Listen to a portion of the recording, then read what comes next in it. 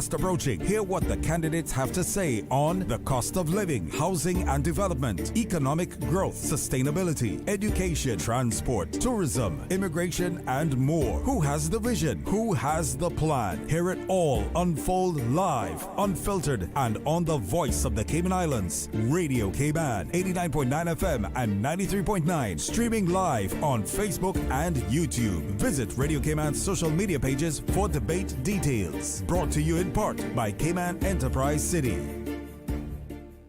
Also brought to you by Reflections, UCCI, and Yum. For the record, proudly brought to you by Brand Source Home Gallery, inspiring luxury, and JN Money. From abroad to yard. Fast, affordable, convenient. Doctor's Hospital. Peace of mind is important when life happens. Doctor's Hospital, always there for you. Call 949-6066. And Cayman Airways. Call them on 949-2311 to book your nonstop flights to Los Angeles and Panama. And Kirk Market. Experience a world of choice. And the Cayman Islands National Museum. Explore captivating exhibits and learn about our unique heritage and culture.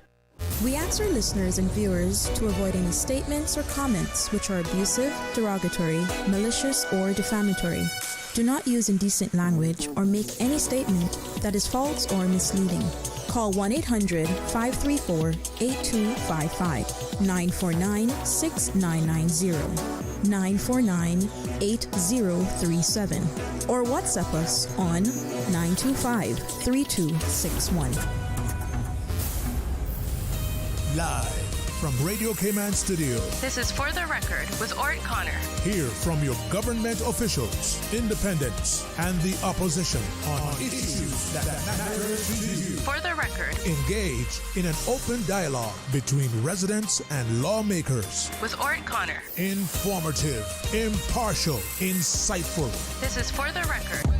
1-800-534-8255. Your calls, your input. This is For the Record. And now, your host, Orrett Connor.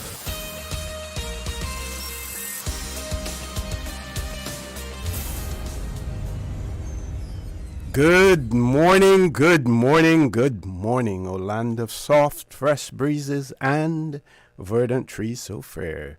Today is the 31st of March, 2025, right here in the beautiful Cayman Islands. We do hope and we trust that everyone had a restful, peaceful, enjoyable weekend. Those of you who are on the roads, we urge you to please be extremely cautious, whether you're a pedestrian, a cyclist, or if you're operating any type of motorized vehicle. Please ensure that you observe the rules of the road, because the life you save may just be your own. For those of you who are celebrating a birthday today, or if you've celebrated one over the past few days, we want to wish you a happy birthday or a belated happy birthday, whichever is applicable, and to remind you that the For the Record birthday shoutouts brought to you by Coca-Cola, who are proud to support your birthday shoutouts. Coca-Cola available across the Cayman Islands from Tortuga wholesalers. You should accept no substitutes. Taste the feeling with Coca-Cola. And by Yum. Daily school lunch menus are available to browse on the Yum website. All you have to do is visit yumcayman.ky for more information. Those of you who have lost loved ones, again, we want to express our sincere condolences to you. We hope and we trust that your faith will help to carry you through these extremely challenging times, and that the memories of your loved ones will be a blessing. Those of you who are ill and are either at home or at a medical facility here in the Cayman Islands or overseas, we wish you a speedy recovery. And again this morning, we want to wish our two colleagues here at Radio Cayman, DJ Lynn and Mr. Joel Wilson, a speedy recovery as well. So, folks, I want to thank you for allowing Radio Cayman, and by extension, For the Record, into your homes, into your vehicles as you traverse the busy roads up the Cayman Islands, into your places of work, wherever that may be. As you know, For the Record is a show produced by the staff and management of Radio Cayman, and it is geared towards keeping you abreast of issues as they arise and play out on the local, regional, and international scene. I'm your host, Orrett Connor, and you're welcome to join me every Monday, Wednesday, and Friday from 7:30 a.m. until 10 a.m. During that period, our phone lines are open. If you're calling from a Flow number, you can use a toll-free number which is provided courtesy of Flow. That toll-free number is 1-800-534-8255. You can also call us on 949-8037, 949-6990. We have a WhatsApp number, 925-3261. You can also send us messages from there, WhatsApp us from there, and we can accommodate one caller at a time on that number. Also, you can follow us on YouTube. We do that by subscribing to Radio Cayman live stream. And, of course, we are on Facebook as well. We have one caller, and we're going to take that caller. But I have several birthday shout-outs. Not going to do all of them now, but this is a special, very, very special one. And I received this on Saturday, asking to get a birthday shout-out to their baby cousin, Zoe Langlois. She's a biliary atresia survivor. Hoping that I'm pronouncing that correctly. Biliary atresia survivor, and also a liver transplant recipient as well. She is now 2 and doing quite well. So, young Zoe Langlois, we want to say belated happy birthday to you. And we are all rooting for you. Good to know of your successful transplant as well. And lots of love coming from your entire family. And Miss Aliana Barnes was the person who sent this to me. So big shout out to baby Zoe Langlois. She's an atresia survivor and a liver transplant recipient as well. 2 years old. And may you live to see many more as well. Let's go to the caller. Caller, good morning. Welcome to For the Record. Good morning, call. Yeah, good morning. Good morning, sir. How are you? I'm fine. How are you? Good. Yeah, special birthday greetings to that beautiful little girl. Yes. First to see many more birthdays. God is good, O.C. God is good. You just mentioned Flo phone number there. You know, O.C. Cable Wireless was the first telephone company in Cayman Islands. Mm-hmm. And the service that you're getting now from them is Flo. It is despicable, unbelievable to know how the people in this island is being treated with Flo service and go to pay a bill and so forth, and to get a top-up on your phone. Mm-hmm. It is so nasty and so disrespectful for the people to know that the people build that company up for years and still trying to build them up, and this is the treatment that we are getting from Flo on this island. I'm ashamed of them this morning, but I didn't call you for that. But since you call out their 800 number, I say this is a good time to hit him now. Yeah. Mr. Connor, I noticed island here will be getting some black topping. I call it black topping here and there throughout the island. Mm-hmm. And I want to know what happened to Newlands. We still feel like we're driving on a grader. Mm-hmm. I haven't heard of anything coming to Newlands. Mm-hmm. So I would like to hear today from somebody, is Newlands on the list for some black top-up on our roads? And another thing, see, when you have a piece of property, I was told, I don't know if it's true or what, you have to give so many feet of your property so help make our roads. Is that true? You mean if they were going to widen the road, that they would take part of it? All right, that's what example, let's look at Frank Hall subdivision. Okay. Uh-huh. Okay. Practically everybody in there gave so much of their property to make the road that we so have in there now. Mm-hmm. Is that a law, or it just happens? Well, How does that work? I believe it depends on whether or not that is considered a private road where each landowner donates a part of it, or if it's a public road. If it's a public road, then government should compensate you for any part of your property that they take to make that road. But if it's a private road, then it could possibly be different. Yeah.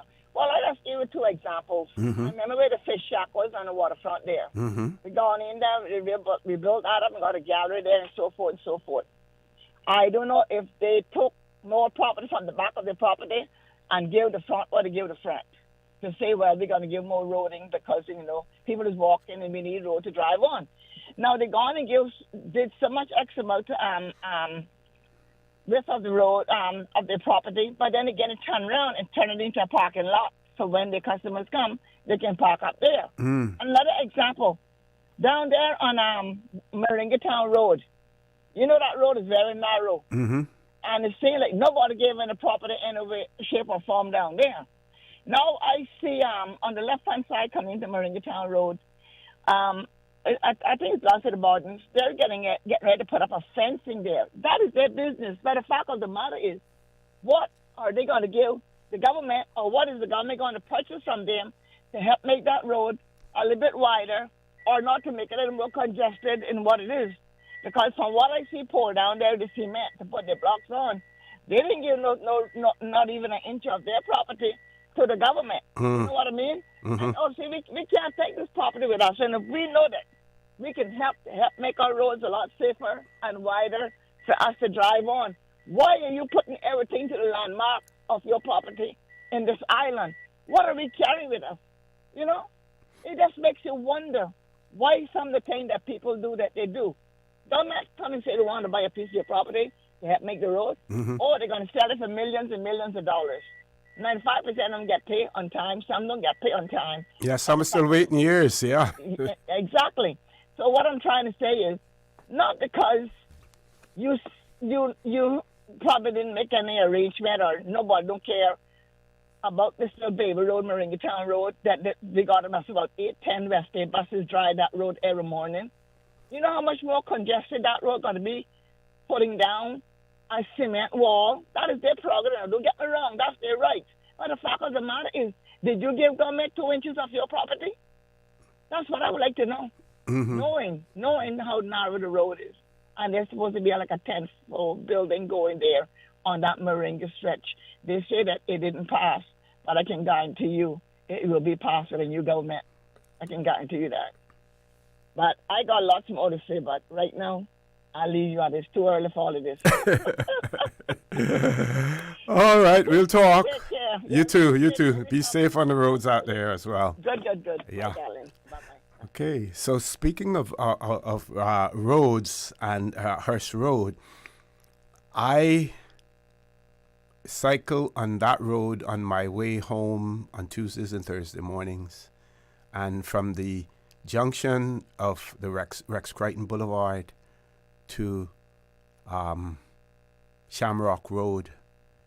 That stretch of road there is in deplorable condition. I can't speak to going north from Rex Crichton Boulevard going towards ICCI, but I can speak to the other stretch of it. It is in deplorable condition.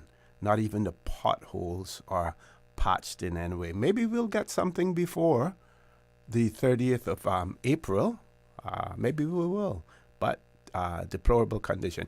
Oh, before we go to our first commercial break, which is another 4 minutes, so I'm going to do the birthday shout-out. Huge turnout yesterday, and I want to say congratulations to the DG and his crew.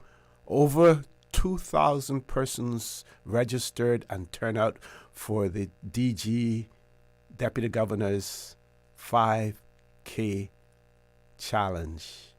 Over 2,000, I think it was 2,280 something persons.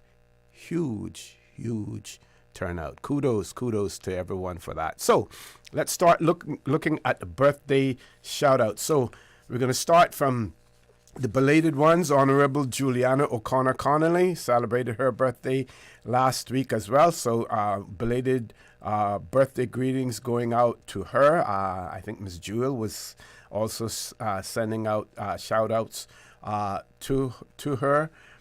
On Sunday, we see Raquel Tibbetts celebrated her birthday, and Ernest Jobert also celebrated a birthday this morning. We're being asked to give birthday shout-outs to Eric Smith. His birthday is today. God's richest blessings, long life from Merlene, Teroy, Terand, and the rest of the family. And this is coming from his wife, Eric Smith. Also, today we see that Mr. Shamari Scott is celebrating a birthday, as well as Holly Ann Bodden also celebrating a birthday today. Tomorrow, Mr. Mario M. Ebanks celebrating his birthday. Also, Miss Darla Dilbert Wood celebrating a birthday tomorrow as well. Let me look to make sure I haven't missed any. And of course, if you know someone who's celebrating a birthday or any other momentous occasion, please share it with us here on Radio Cayman for the record, and we will give them a big shout out right here on For the Record. And one more time.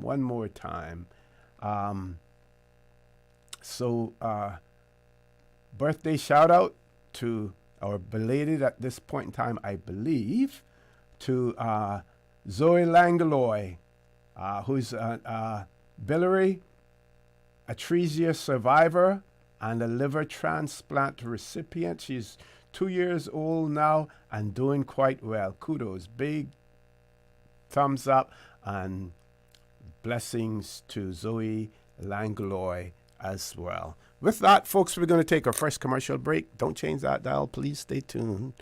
For the Record, we'll be back shortly. The Cayman Islands boasts of a long, colorful, and rich history. In tribute to our roots, Radio Cayman, the voice of the Cayman Islands, is pleased to bring you the Historical Vignette Series, brought to you by Rotary Central. For more than 110 years, Rotary members have used their passion, energy, and intelligence to take action on sustainable projects. The Cayman Islands, He hath founded it upon the seas. Thomas Abraham Ebanks, 1882 through 1964. Mr. Abram is regarded as one of the patriarchs of West Bay. He started his life as a seaman and was miraculously saved during a storm that hit the Cayman Islands. Later in his seafaring career, he captained a mailboat which plied between Fort Myers and Okeechobee, Florida. Mr. Abram also pioneered the captive rearing of green turtles in Newtown or Governor Sound. Later in life, he started a small store. To augment his income, he became the collector of taxes in West Bay. When the government discontinued the discharge of cargo at West Bay, Mr. Abram was made the assistant warehouse keeper in Georgetown. His greatest contribution to the district was as an elder of the West Bay Presbyterian Church.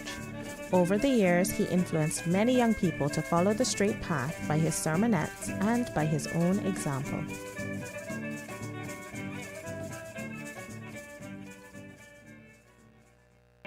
Radio Cayman's Historical Vignettes was brought to you by Rotary Central. For more than 110 years, Rotary members have used their passion, energy, and intelligence to take action on sustainable projects. The Rotary Central Dr. Bill Rudy Science Fair, a family-friendly event, Saturday, April 5th, 8:30 a.m. through noon. The Arc Sports Center, Camana Bay. The annual adventure unleashing the magic of science, the wonderment of limitless exploration. Over 50 science projects and experiments representing budding scientists from schools across the Cayman Islands. sourcing energy, exploring the environment, oceanography, agronomy, rocket propulsion, medical technology, drone technology, water security, eco-solutions, math, chemistry, physics, biology, engineering, nanotechnology. The Rotary Central Science Fair 2025, Saturday, April 5, Camana Bay. Every child needs to see and feel the magic of science, the magic of Rotary. My mom's a superhero. She always knows what to do when I feel icky. Yesterday, we went to West Bay Pharmacy, and they had everything she needed. Medicine, my favorite band-aids with dinosaurs, and even flavored vitamins. Mom says they keep our family healthy. I think they're magic. But don't tell anyone. I think superhero shop at West Bay Pharmacy. West Bay Pharmacy, where the superheroes shop. West Bay Pharmacy and Centennial Towers. Convenient quality care is just around the corner. Cayman Brand Source Home Gallery is having an appliance inventory reduction sale with up to 50% off selected appliances and 25% off all kitchen packages until March 31st. Enjoy discounts on luxury brands like Foster, Milano, and more. Refrigerators, wine coolers, and barbecue grills are all discounted. All appliances are included in the sale. Don't miss out. Shop now at Brand Source Home Gallery, Dorsey Drive, Industrial Park, and save big before prices rise in April. Call 623-5000 for more details or visit us today and take advantage of these incredible deals. Act fast before the best items are gone. Brand Source Home Gallery, Dorsey Drive, Industrial Park. Call 623-5000. Step back in time and discover the rich history of the Cayman Islands at the National Museum. Located on the waterfront in Georgetown, the National Museum is proudly housed in the Old Courts building, Cayman's oldest standing public building. Explore captivating exhibits and learn about our unique heritage and culture. Open Monday to Friday, 9 a.m. to 5 p.m. and Saturdays from 10 a.m. to 5 p.m. And here's the best part, Saturdays are free for residents. Don't forget to visit our museum gift shop. Every purchase helps preserve our artifacts and the historic building we call home. Visit www.museum.ky for more information. What's that? No sugar, same amazing taste? Coca-Cola Zero Sugar is here to stay. Classic taste, pure satisfaction. Be sure to stop into any Tortuga location and get your own case of Coke Zero. Or grab an ice cold one straight from the cooler. Brought to you by Tortuga Distributors Limited. Coca-Cola, taste the feeling, Cayman. Looking for fresh, healthy food that's full of flavor? Then you've got to visit Kirk Market. Our dishes are made with fresh, high-quality ingredients. Enjoy vibrant mixed greens or satisfying pasta salads. Or try one of our delicious grill options like blackened chicken, spicy beef steak, or grilled salmon. Looking for something light and flavorful? We've got sushi rolls and poke bowls prepared daily. And don't forget to explore a hot bar or Billy Fresh salad at the salad bar. Stop by Kirk Market today for breakfast, lunch, or dinner and taste the difference. Eat well, live well with Kirk Market.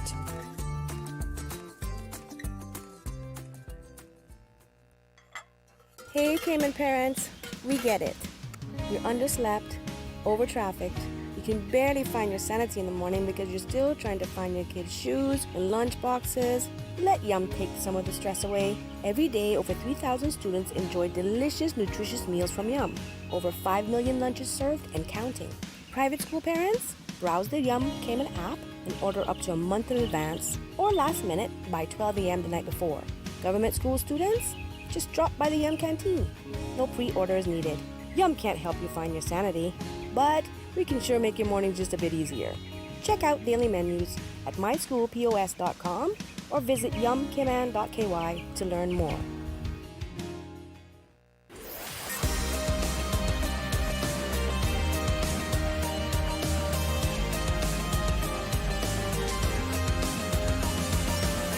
This is For the Record. Good morning and welcome back to For the Record. No guests in the studio. We do have a caller. I'll go to that caller in a second. We do have happy birthday greetings going out to Carita McLaughlin. Carita McLaughlin. Glad I was corrected on that. Carita McLaughlin. Carita McLaughlin. A happy birthday to her. And I have one more birthday shout out as well. And this is a belated birthday greetings going out to Devani James, coming from loving mom, Miss Ruth James, brothers, sisters, nephews, nieces, wishing you God's richest blessing and lots of love. For some reason, I forgot to announce that on Friday, so it is now a belated happy birthday to Devani James. And we hope you enjoyed your birthday, Mr. Devani James, as well. Let's go to the phone lines. Caller, good morning. Welcome to For the Record. Oh, see, good morning. How are you doing? Good morning. I'm fine. How are you? It could be a lot better, but, I need to get rid of a little frustration. Okay. This is the place to do it. I appreciate that. Jose, just so I'm clear, I don't come on in the radio to insult or, to degrade or whatever the case may be to anybody. Mm-hmm.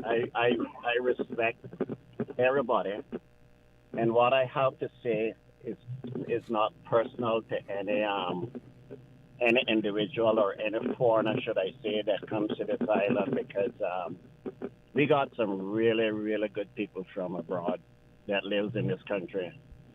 But we got some that shouldn't be here also. Am I allowed to call the politicians by name? Yeah, as long as you're not saying anything that could be considered defamatory in any way. They are public figures, so they have posted, especially if they're a candidate now, they have posted their images and their names on all the plywood that we'll need if we have a threat of a hurricane. So they have posted it all on there. So nothing wrong with you calling their name, like I said, as long as it's not defamatory in any way. No, absolutely not in any way, Osi. I wouldn't do that. One of the points I want to make, and I'm sorry that I have to bring this up again, but Mr. Bryan, I should address him as Mr. Bryan. You remember when he first got elected, right? Mm-hmm. He was on his own for 4 years. He did nothing for this country because he had no support. At the time, the PPM was in power, right? And they did everything in the world to try to keep him down and made sure that he got nothing done for his people. And to see how politics can make you turn around and go completely against all of your principles and everything else. I mean, where is the pride, right? And, I've been trying to get one of the gentlemen there from the PPM to address Borden Road. Before I go too far into it, what is a sidewalk designed for? What is that? What's the purpose of a sidewalk?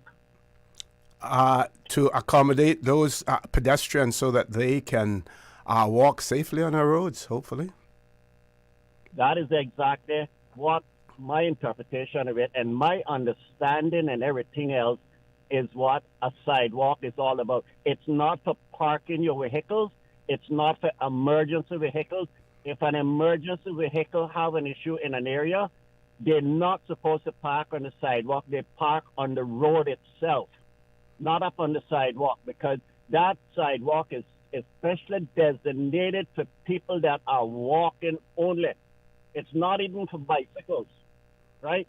I asked the minister if he, no, he's not a minister, I think, but the gentleman from the PPM addressed that issue. And you know what makes it worse? Now I noticed that by the Red Bay Primary School, across the road, there's a big old truck on a trailer that sleeps there 24/7, and it's headed in the wrong direction. That is another thing, right? I will not support either one of these candidates unless we get on the talk show and say, look, these are things that we will address because it is getting out of hand. That truck and that trailer should not be parked across the road on the sidewalk in order for you to go out in the road to get around it. I mean, this is a total lack of respect and oversight on everybody that's supposed to be looking out for the welfare and carrying out the laws of this country. They just don't care. So, what can you tell me? Can you tell me, caller? Sorry for interrupting. What's the connection between that and the Deputy Premier, Mr. Bryan? No, I was just making the point about him joining the. I was just making the point of him joining, swallowing his pride, and then after what it did him. But it's nothing to do with that. I was just making the point to see how he let down a lot of Caymanian people, right? That was the point there. But yeah, this truck is parked there and it sleeps there 24/7, and it's not even pointed in the right direction. They park anyhow they want, OC, and nobody is saying anything to them. I mean, where I live down in Prospect, which I'm totally confused about that now, because tell me why Red Bay become Prospect and Prospect became Red Bay. I cannot figure this out for nothing in the world. From time I was born in this island, I've always known Prospect as Prospect and Red Bay as Red Bay, not Red Bay, Prospect, Red Bay. I mean, if you can find that out for me. But I think at one time the whole area there was really Prospect. I think Red Bay is a new name that was given probably after all of the land reclamation there, the dredging and stuff like that. To my knowledge, but I stand to be corrected. Well, that development was started by Mr. Selkirk Watler, Red Bay, and that is how it got the name Red Bay, because Selkirk Watler was the developer of that area. And the funny thing about that is that one of his sons are still in there doing development.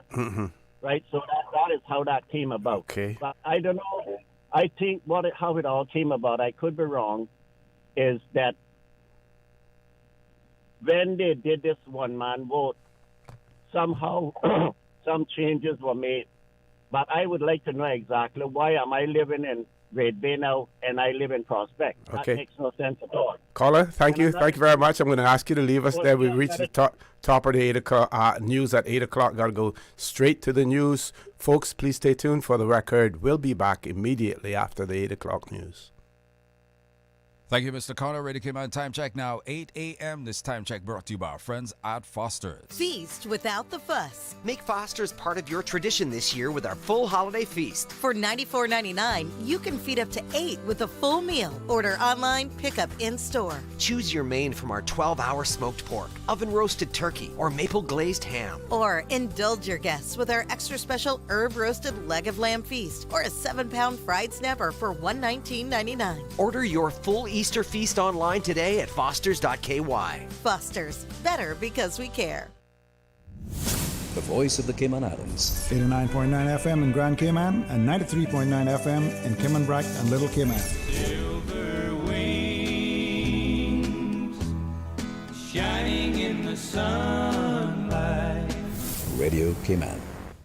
The 8 a.m. news is brought to you by ValueMed Pharmacy. Save time and order your prescription refills online at value-medpharmacy.com. VALU-medpharmacy.com. For today's biggest news. Radio Cayman, the voice of the Cayman Islands.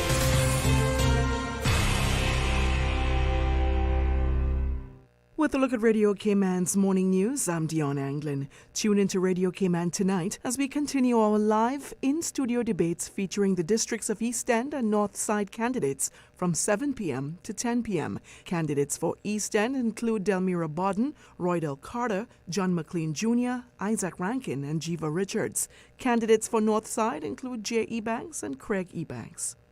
The Cayman Islands government invites students to apply for the 2025 Summer Internship Program. CIGTV's Lavida Thompson has the details. Students looking to gain real-world experience in their field of study are invited to apply to the Cayman Islands government's 2025 Summer Internship Program. This is a unique opportunity for Caymanian students, including government scholarship recipients, to gain hands-on experience with placements across the civil service.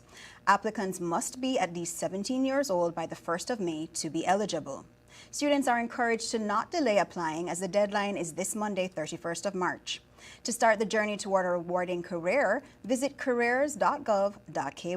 CIGTV's Lavida Thompson there. In other local news, the Smith Road Oval has been officially renamed the Theo Coffee Practice Facility in honor of the cricketing legend. Alongside this rebranding, 4 newly installed practice nets at the facility now bear the names of esteemed figures in Cayman cricket. Former Cayman Cricket Secretary Miss Mita Day, Coach Andy Miles, former Cayman Cricket President Mr. Derek Ebanks, and the current Cricket President himself, Mr. Courtney Miles. Speaking on Radio Cayman Sports Extra, Cayman Cricket Vice President Alessandro Morris described the decision to recognize the current president as only fitting, given his contributions to the sport. President Courtney Miles he's very, his humility is something that I admire. And what we had to do, we had to go behind him a little bit to decide on that 4th person. And I got the pleasure of having to give him the call myself to tell him that the board has made a decision. Well, the rest of the board made a decision that the first net will be named in his honor. For the many years, I think he's our longest serving member in Cayman cricket, and myself as a vice president coming in a fantastic lead and someone that I'm very happy to be working with. So it was really a very great moment to see his reaction. He was quite emotional about it because I don't think he saw it coming. But yes, the 4th net is after our president, Mr. Courtney Miles himself, and I think he would not have done it had he been involved because he's that kind of person. Right. So we had to take it upon ourselves to make that decision and basically gave him no choice but to accept it because I think it's only fitting. And the Ministry of Youth, Sports and Heritage is calling on the public to, quote, show respect and appreciation for community sports facilities. The ministry says by helping to keep them clean and well maintained, these facilities benefit the entire community, and negative behavior such as vandalism can lead to lengthy and costly repairs, quote, ultimately disadvantaging those who regularly use and enjoy these spaces. The public is reminded that all sports facilities are monitored by security cameras, and any acts of vandalism may result in legal action. Now for a look at news from around the world, here's the BBC. The French far-right leader Marine Le Pen has been convicted of embezzling European Union funds and banned from running for public office. The court handed down a 4-year prison sentence, 2 suspended, after it found her guilty of using European parliamentary allowances to fund party activities in France. With the latest from Paris, here's Hugh Schofield. Marine Le Pen had been expecting a guilty verdict, but not this. The court's president decided to follow to the letter the recommendations of the state prosecutor. A prison term to be served at home with an electronic bracelet, a fine, but also a 5-year period of ineligibility.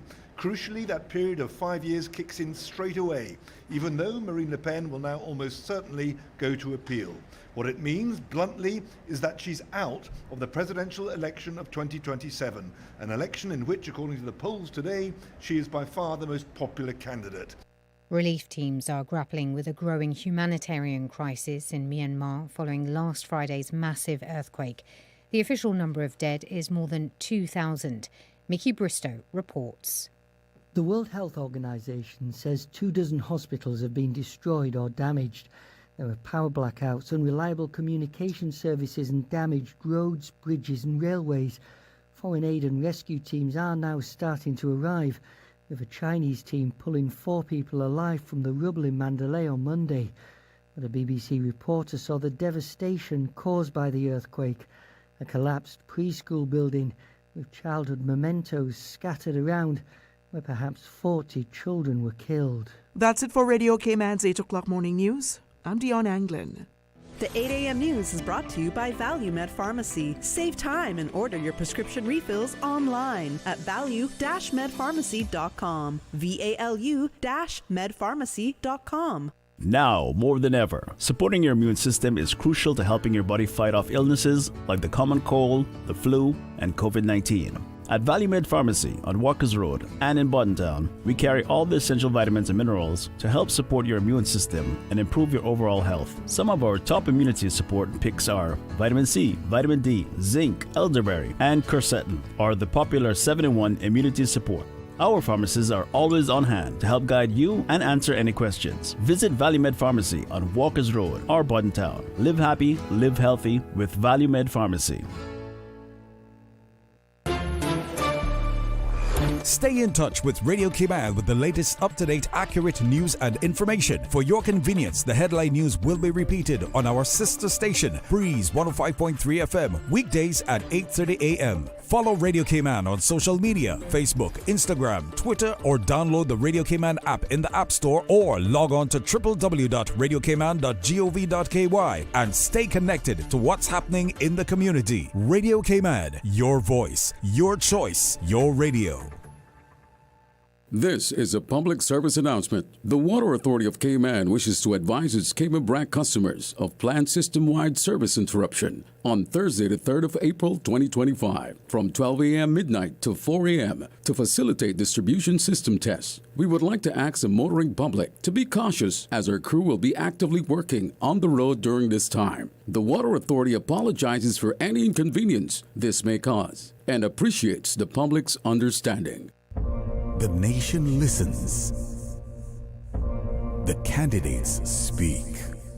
Subway presents the General Election Debates, live in studio on Radio Cayman 89.9 FM and 93.9 in the Sister Islands. Every Monday and select Wednesdays from 7 to 10 p.m. 2 sessions. One powerful discussion. With Election Day fast approaching, hear what the candidates have to say on the cost of living, housing and development, economic growth, sustainability, education, transport, tourism, immigration, and more. Who has the vision? Who has the plan? Hear it all unfold live, unfiltered, and on the voice of the Cayman Islands. Radio Cayman, 89.9 FM and 93.9. Streaming live on Facebook and YouTube. Visit Radio Cayman's social media pages for debate details. Brought to you in part by Cayman Enterprise City.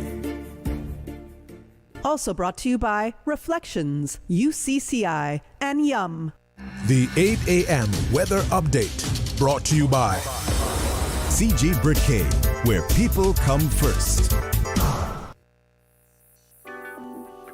All right, let's take a look at your weather compliments of our friends at CG Britcay. Present temperature now 86 degrees Fahrenheit. It's nice and sunny with some partly cloud cover. Winds are out of the east at 11 miles per hour. Relative humidity about 84%. The barometric pressure is at 29.91 inches and falling. Last night's low temperature was at 79.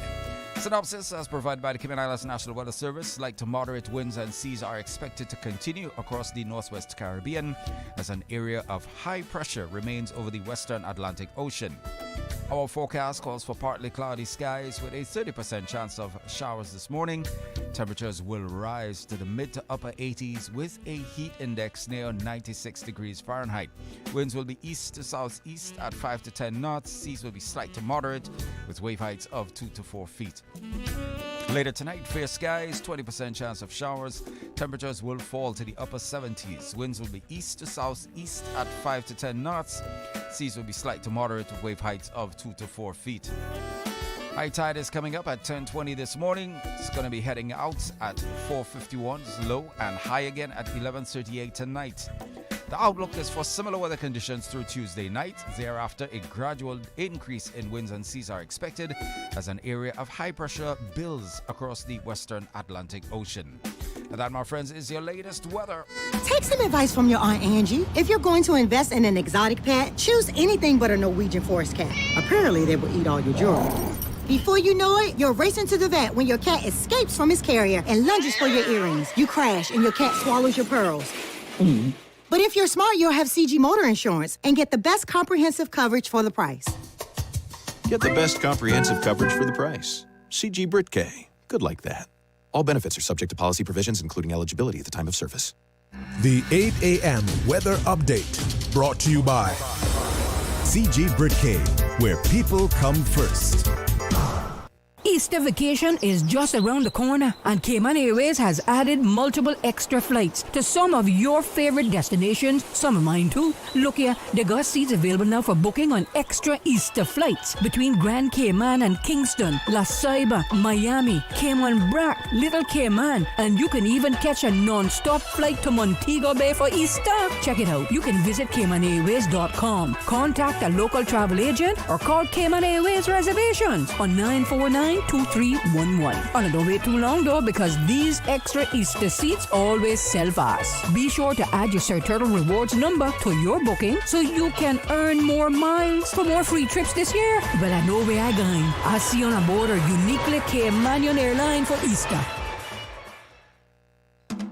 The Rotary Central Dr. Bill Rudy Science Fair, a family-friendly event, Saturday, April 5th, 8:30 a.m. through noon. The Arc Sports Center, Cayman Bay. The annual adventure unleashing the magic of science, the wonderment of limitless exploration. Over 50 science projects and experiments representing budding scientists from schools across the Cayman Islands. Sourcing energy, exploring the environment, oceanography, agronomy, rocket propulsion, medical technology, drone technology, water security, eco-solutions, math, chemistry, physics, biology, engineering, nanotechnology. The Rotary Central Science Fair 2025, Saturday, April 5, Cayman Bay. Every child needs to see and feel the magic of science, the magic of Rotary. The traffic report is brought to you by Subway. Enjoy a delicious start to your day with breakfast from Subway.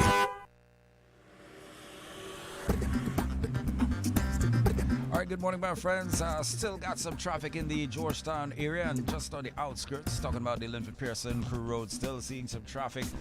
Even Agnes Way, stretching as far back as to the CUC roundabouts.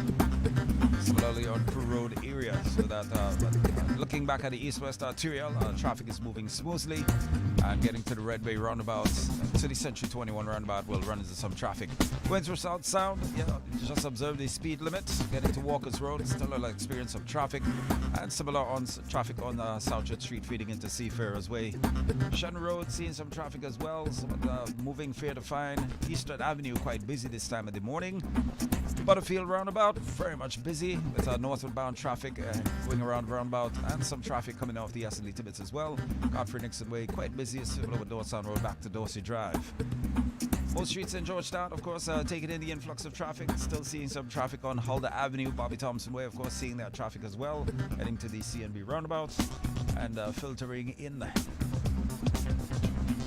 Traffic heading to the eastern districts, moving smoothly as you make your way out of Georgetown.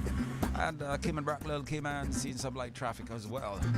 Of course, we urge you for pedestrians, those on e-scooters, e-bikes, motorbikes, bicycles, and drive safely. Let's have an accident-free weekend. We can do it. Just be careful out there, all right? Traffic report brought to you by our good friends at Subway. Subway and Oreo has changed the dessert game. Introducing the Oreo Footlong Cookie, a full 12 inches of chocolatey, creamy goodness. It's big, it's bold, and it's here for a limited time. Perfect for sharing or not. We won't judge. Want it fast? Order ahead with the Subway Cayman Islands app for quick pickup and earn loyalty points, or get it delivered straight to your door with Bento and Let's Eat. Don't wait. Treat yourself today. The Oreo Footlong Cookie is calling your name. Subway. Eat fresh. Snack sweet. The traffic report is brought to you by Subway. Enjoy a delicious start to your day with breakfast from Subway. The Lions Club of Grand Cayman is proud to continue to serve our island community. During the last Lionistic year, they successfully carried out community projects like the Prostate and Colon Cancer Awareness Campaign, site screenings, spelling bees, swim meets, and their community food pantry. The Lions Club of Grand Cayman looks forward to continuing their service during the 2024-2025 Lionistic year and for many more years to come. The Lions Club of Grand Cayman, where there's a need, there's a lion, serving the community for over 50 years. For the Health of It, heard on Wednesdays at 7 p.m. and repeated on Saturdays at 9:30 a.m. Brought to you by UHealth International, University of Miami Health System. International patients go to UHealth International for consultations with renowned physicians, advanced treatment technologies, leading-edge medical therapies, and state-of-the-art surgical procedures. Whatever your particular reason for going to UHealth International, you will receive customized medical care delivered within a compassionate, multicultural setting. The care you need when you need it.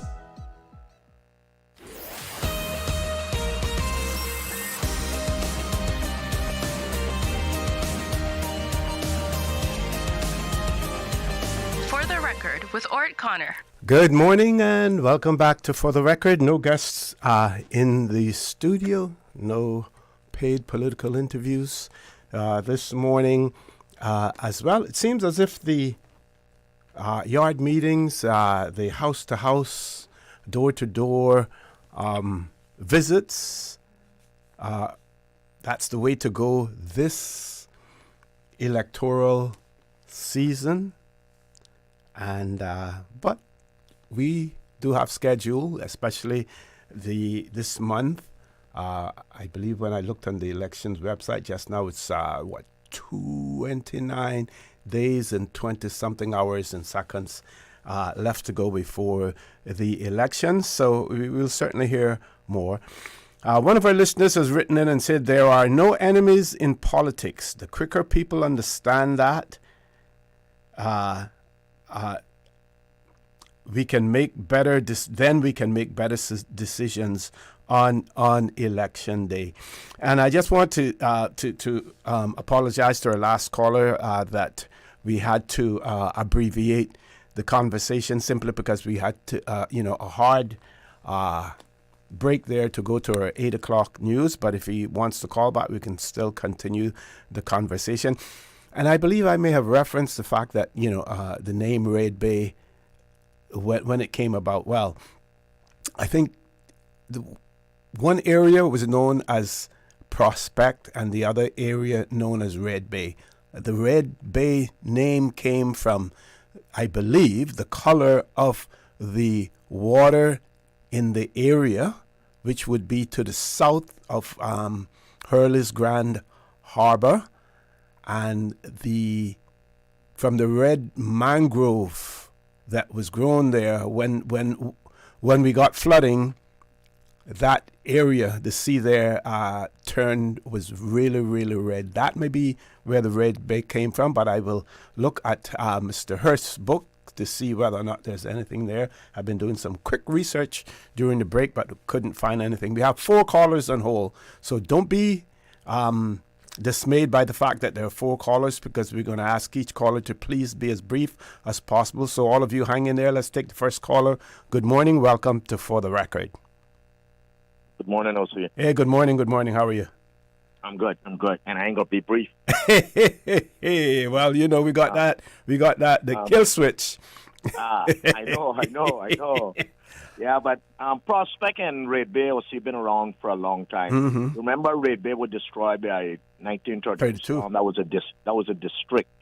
The graveyard, the cemetery, and everything still remains there. Yep. So, yeah, Red Bay wasn't created by Mr. Selcock. That been there from time of creation. The island was created. Yeah. Yeah. Okay. Let's see. Hope you were lucky this morning. You get brother and sister on the road. Yep. Yeah. No, he has a point in terms of where he's located, and most people would consider that Prospect. But it goes to show you that how little attention we pay to things when the Electoral Boundary Commission was looking into this, and they sought feedback from people. How many individuals, how many people really render their feedback and say, well, we want to be called Red Bay, we want to be called Part Prospect, or whatever, because they were trying to balance the numbers out to ensure that they got at least the figures as close to each other in terms of the numbers of voters in each of those constituencies. Yeah, okay. And quickly, another thing that Peter touched on is these trucks, these dump trucks especially, that are parked all over the place. Mm-hmm. What I noticed, back in the day, for you to get any heavy equipment kind of license, permission, you had to go through cabinet. Now, every Tom, Dick, and Harry that jump off the plane has a dump truck, and they don't have nowhere to park these dump trucks. They're parking them on the side of the road and up on the side. I see them changing the oil. Right on the sidewalk. It's stated, So I think we have to look into that and sort that out. But what I really, really wanted to call about, wasn't planning on calling because I know your people have been talking up their ways lately. Is that we have to really get back to employing or putting implementation in some sort of contract where the students that go overseas on a Cayman scholarship, have to come back, and work for the government for X amount of years. We have to do that because I'm hearing too often that we have a lady came back with a degree in tourism, which is supposed to be the second pillar of our economy. Income, economy, yeah, and go away and become qualified and come back and have to take a job with a shipping company because she were not employed. Next young lady come back as a teacher and couldn't get into the teaching thing here because of certain religion. She wasn't the right religion or from the right country. And she went to one of the most prestigious private school, and they take her, you imagine. Next young lady, generational Caymanian, I'm talking about, came back with a master's degree in tourism, marketing, and the likes. Couldn't get a job. Application sat on the desk of the chief officer. She went back, got another degree in IT. Did not get a job with government. Now, can you imagine that young lady married to a Hispanic person who lives now in Tampa, and she's part of the top team that heads up the IT in the airport in Tampa, the Tampa airport. Wow! So they could hire a little Caymanian with a degree in IT, but we couldn't hire our own. Yeah. Really? Yeah. Really, It's sad. Yeah. It's sad. That's really, really sad. So I want them to stop. I want them to stop making mention to the fact that we're not qualified and we don't have experience and that we're lazy. Because anyone that I hear saying that, I got punch them in the mouth. And I'm not joking, but I'm really getting upset now. I'm getting on the side of by any means necessary now for us to get what we need in this country. I'm organizing a sort of revolutionary group. I don't know if you got the energy to be a part of it, but we have to go that way because I have always been a revolutionary, always. Yeah. And remember now, I don't know Martin Luther King, I'm not turning no other cheek. So I don't know Martin Luther King. Just remember that. I'm Stokely Carmichael. I'm Stephen Biko. I'm Malcolm X. And I know Nelson Mandela now. I'm Winnie Mandela. But he was a fellow too. No. Oh yeah, no, I'm not into him. No. I'm into Winnie Mandela. No. If he was a sellout, he would have been released from Robben Island a long time ago. That was because he refused to break. Break. Yeah. Don't forget, I got people queued up. Oh, okay. And I can say this, I don't care whether anybody like it or not. But back in the day, and I lived this, I think we were better off when we had the English, Irish, Scottish teachers, mixed with Miss Evans from Jamaica, Mr. Skinner, the Goddard from Barbados, a few of them. But when we had the Broadheads, the Rushtons, the Jones, the Jack Sloper, the Stanfield, Mr. Little, all those people, I think our education were in a better position, because I remember back in school, all the kids were concentrating on academics and sports. When I say sports, I mean the teams at school. We all compete strongly against each other, and all the teachers was involved with the kids, right? Everything you was talked about back then was how much CSE I'm taking, how much O-level, how much A-level. If I take CSEs, I'm going to try to study for the equivalent, grade 1 equivalent to O-level, or if I'm going to do A-levels to come back to sixth form, or if I don't get enough, I got coming back and repeat fifth form. That was what school was all about, and those teachers was pushing us. I remember the teachers were so much into the students that they formed a football team. The teachers that could have been on the beach on weekends were down at the annex playing alongside the students, because they built a team with students and teachers. Got you. That was the kind of education system that we had back then, OC. And I don't care what they say, but we were better off with them white teachers. Okay. Leave us there for now. All right. Okay. Let's grab another caller. Caller, good morning. Welcome to For the Record. Good. Dominique Ebanks here. How are you doing? I'm fine. How are you, Dominique? Any better? I couldn't stand it as always. Thanks for the opportunity to be on the radio this Sure. Good morning to the wider Cayman diaspora as well.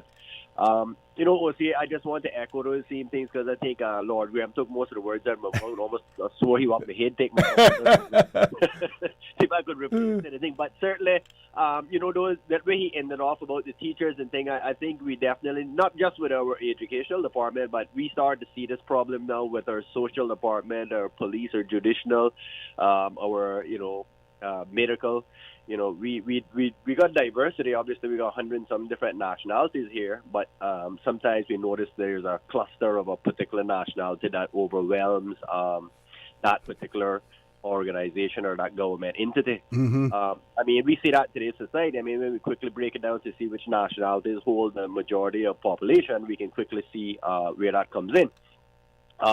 Those are things that need to be addressed. And I just wanted to say, while listening to you and hearing you talking about the empty air that you have with all this politics going on, I would have thought that a lot of wannabe politicians would have been on the radio right now taking the opportunity this free time to be able to say something.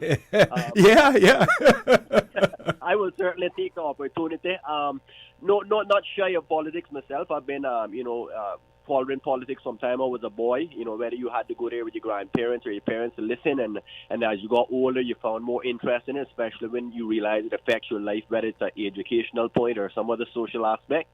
Like you were speaking about our political boundaries being moved and how many people partook in that, because otherwise we would have known what was going on. Me, myself, has been listening, and of course they didn't quite get what they wanted. That was sort of stopped. We didn't really move our political boundaries this go around, but I'm quite sure it's in the making for the next one.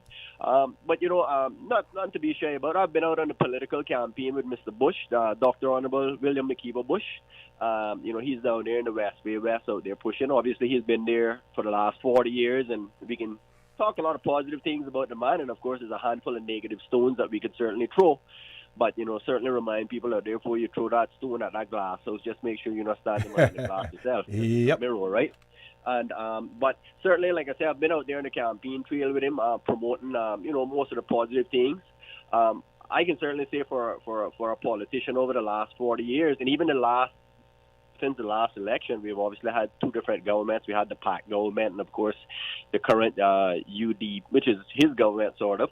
But the amount of bills that have been tabled by an individual politician, OC, just the PAC government time and over the last couple of months that we've had this current government, I don't think any politician has tabled more bills than Mr. Bush and has got them passed. Whether you were a yes man or you just sat there silently and let the bill get passed. But the amount of ideas that he has thrown out on the table, and a lot of these things I hear people talking about, we need to make changes. A lot of these bills have already been tabled on the thing and gotten passed. It's just you need to pull them up, get behind them, and start pushing them. But like I said, there's a lot of stuff to be done in our community, and I hopefully they get around to cleaning up some of the places and widen some of the roads. I heard Miss Jan calling as well. She was talking about the roads where people, landowners, building their walls right out to the boundary. We see this in the residential areas. I want to talk about West Bay a little bit, since that's where the focus is. I mean, we can drive around West Bay and we can see areas where the road can still be widened. I'm not sure why the representatives or the individuals in charge of NRA hasn't gone out to the landowners and tried to negotiate better. As far as speaking to the landowners, I've found that government doesn't seem to want to give a little incentive. You want to take the 2 feet of road and promise you a fence and all that kind of stuff, but people figure, well, put a fence and give me a little $20,000 in the bank from a piece of land. So there are ways of negotiating and getting these things done, but it takes these politicians to go out there and get that done. Okay. I'm not going to hold up there. Thank you. To say, but I certainly want to appreciate you for the opportunity to be on the radio, and you have yourself a safe and blessed day. Thank you very much, Dominique, and all the best to you too, and we appreciate your call as well. We have a few callers on hold still. We're going to a quick commercial break. When we return, we will have that conversation with you. Don't change that dial. Please stay tuned for the record. We'll be back shortly. There you go, sir. Thanks for choosing JN Money Transfer. Boy, thanks to JN Money Transfer, I can stay right here in Cayman and pay Mama bills back home in Jamaica. Her water, light, phone, and other bills never late. Every month I pay everything in one place. Make payments to over 30 companies in Jamaica through JN Money Transfer. Fast, affordable, convenient. Call 1-800-744-1163 for details. Easter vacation is just around the corner, and Cayman Airways has added multiple extra flights to some of your favorite destinations, some of mine too. Look here, they got seats available now for booking on extra Easter flights between Grand Cayman and Kingston, La Ceiba, Miami, Cayman Brac, Little Cayman, and you can even catch a non-stop flight to Montego Bay for Easter. Check it out. You can visit CaymanAirways.com, contact a local travel agent, or call Cayman Airways Reservations on 949-2311.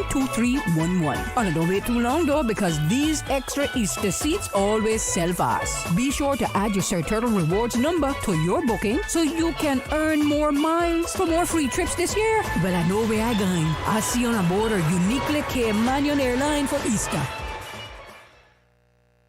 My mom's a superhero. She always knows what to do when I feel icky. Yesterday, we went to West Bay Pharmacy, and they had everything she needed. Medicine, my favorite Band-Aids with dinosaurs, and even flavored vitamins. Mom says they keep our family healthy.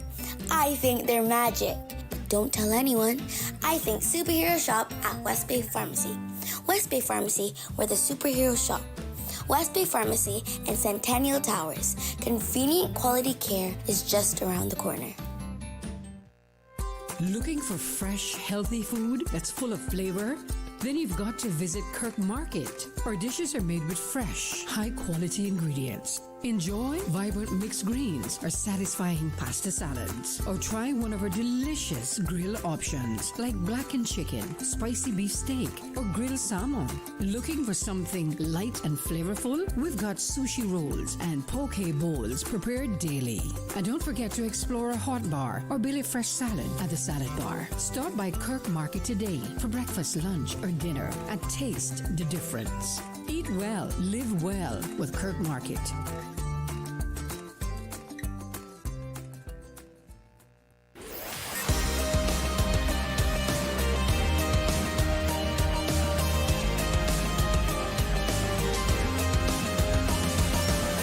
This is For the Record. Good morning and welcome back to For the Record.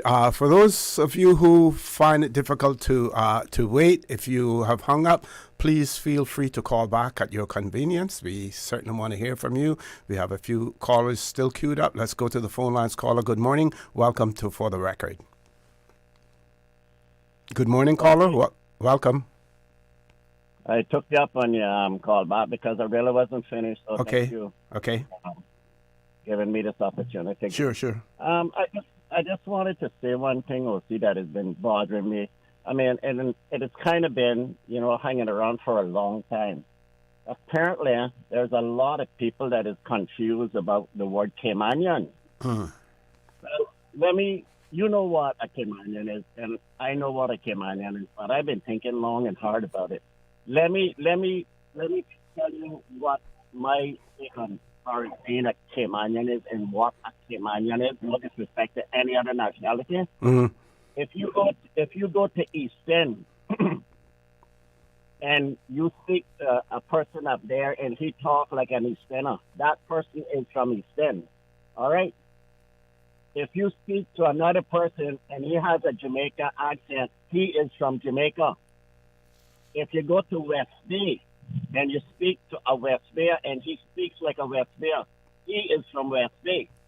If you speak to another person and he speaks like an Englishman, he is from England.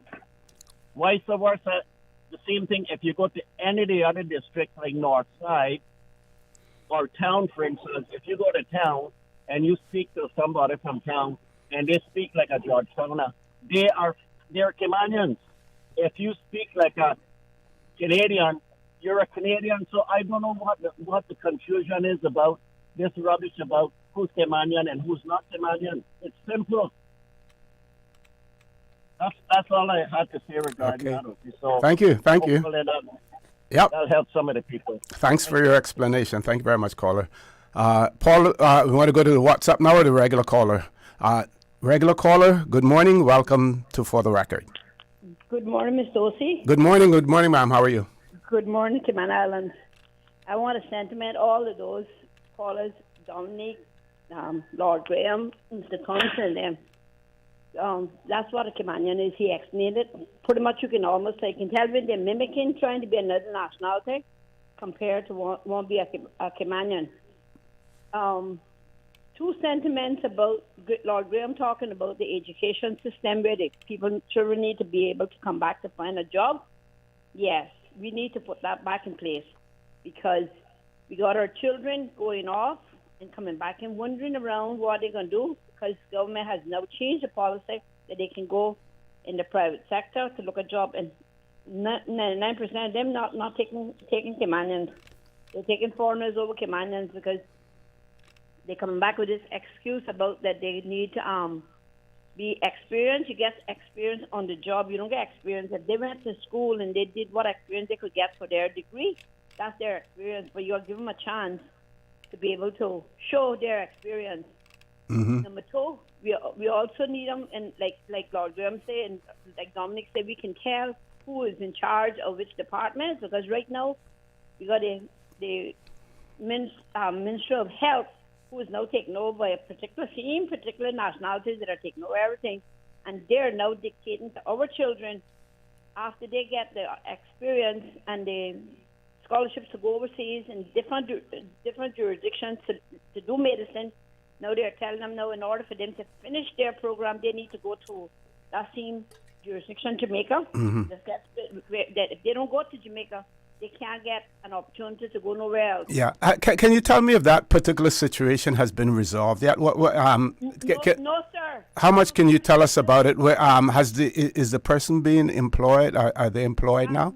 He's right now doing, after 3 years, he's now doing an internship which expires on April the 30th. Uh-huh. This year at the Georgetown Hospital. After 3 years of trying to get in there, they didn't give him anything. They're sitting on a contract from the University of Miami since 2021, and all the 19 elected officials have run around that policy and made other people, other nationalities, dictate them the Caymanian, because he's not a paper Caymanian, he can't be the first Caymanian to get a contract to go somewhere else besides in Jamaica. Mm. And that's they even made his certificate, which he had 4 years, expired on December 31st, 2024. Now he has to resit those majority of those exams back over in order to be able to get something. And what they're doing with him is, because he's graduated 4 years ago, is putting him behind, because even resitting the exam is not a guarantee that they can change the graduation date. Still 4 years. So this year will be 5 years, and he's still there debating on what's going to happen to him. Got you. Can't get no solution. And we also need, I'm talking about those big trucks. You need to, those trucks that are dragging garbage, not only the government, because the government vehicle has theirs very enclosed. Those other ones that are dragging garbage should be covered up because the garbage is blowing off of their vehicles on the street. Saturday morning on the West Bay Road, it was a disgrace to see how much garbage had to be pulled out from the plants and everything where the guys were cleaning up, and that's where garbage blew off a few vehicles. I made to understand that they say that the reason why they don't cover them up is because they'll give them more work, because they'll come back and clean up again. I see. But it's wrong. It needs to be covered because that's a lot of garbage. You drive with special tourists on the road and see the garbage blowing off. It's wrong. So we're asking somebody to look into it. Thank you very much. Thank you. Thank you very much, caller.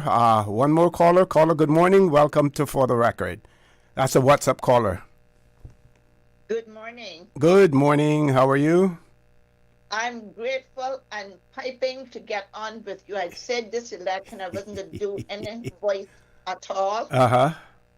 After Lord Graham, there was a young gentleman, or the young guy, I should say, giving a lot of kudos to his politician or his favorite, I guess.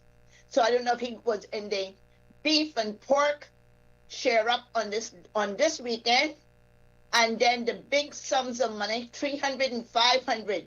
But I want to say to that person, as a woman, yes, because this person that he named is a blood relative, but there's such a thing as defining blood and decency, honesty, respect, and dignity. And that is what that politician needed to have. Yes, you can been 40 years because there's a Bible part that shows us 40 years in the wilderness and you still didn't make it. He started very great. And I'll quote on the behalf of my late grandmother, who was his aunt, blood aunt. Start great and keep it great. Don't let yourself go down, that you be down to nothing, zero, because he had everything going for him and he never stopped till he got himself in nothing but mess and disgrace. And as a woman, and the biggest political vote in Cayman is women. So I hope that all women don't take all of that bullshit that caller gave. What's the language there? Say another say nothing else derogatory.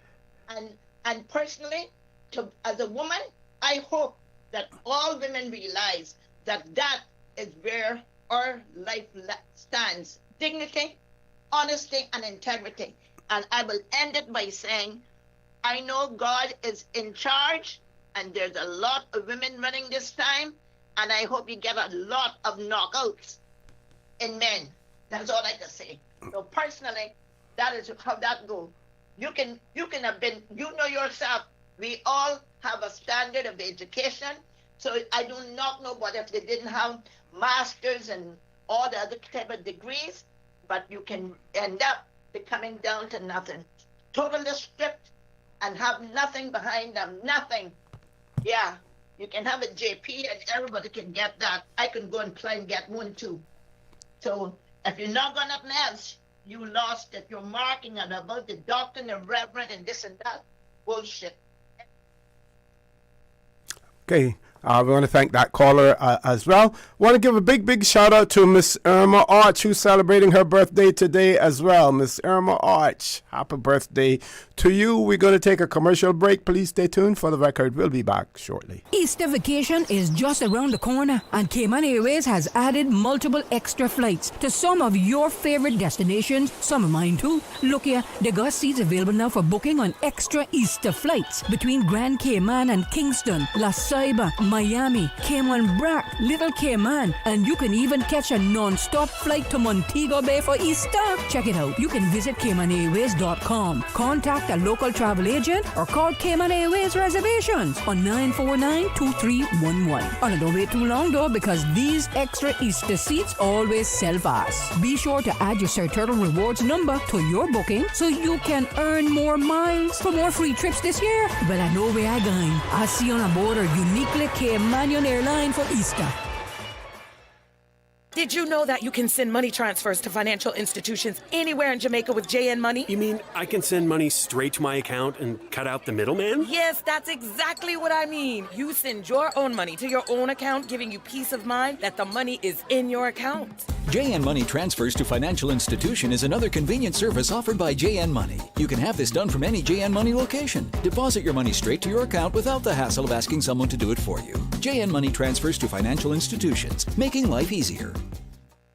Step back in time and discover the rich history of the Cayman Islands at the National Museum. Located on the waterfront in Georgetown, the National Museum is proudly housed in the Old Courts Building, Cayman's oldest standing public building. Explore captivating exhibits and learn about our unique heritage and culture. Open Monday to Friday, 9 a.m. to 5 p.m. and Saturdays from 10 a.m. to 5 p.m. And here's the best part, Saturdays are free for residents. Don't forget to visit our museum gift shop. Every purchase helps preserve our artifacts and the historic building we call home.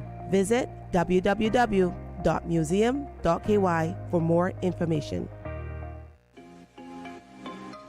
Cayman Brand Source Home Gallery is having an appliance inventory reduction sale with up to 50% off selected appliances and 25% off all kitchen packages until March 31st. Enjoy discounts on luxury brands like Foster, Milano, and more. Refrigerators, wine coolers, and barbecue grills are all discounted. All appliances are included in the sale. Don't miss out. Shop now at Brand Source Home Gallery, Dorsey Drive, Industrial Park, and save big before prices rise in April. Call 623-5000 for more details or visit us today and take advantage of these incredible deals. Act fast before the best items are gone. Brand Source Home Gallery, Dorsey Drive, Industrial Park. Call 623-5000.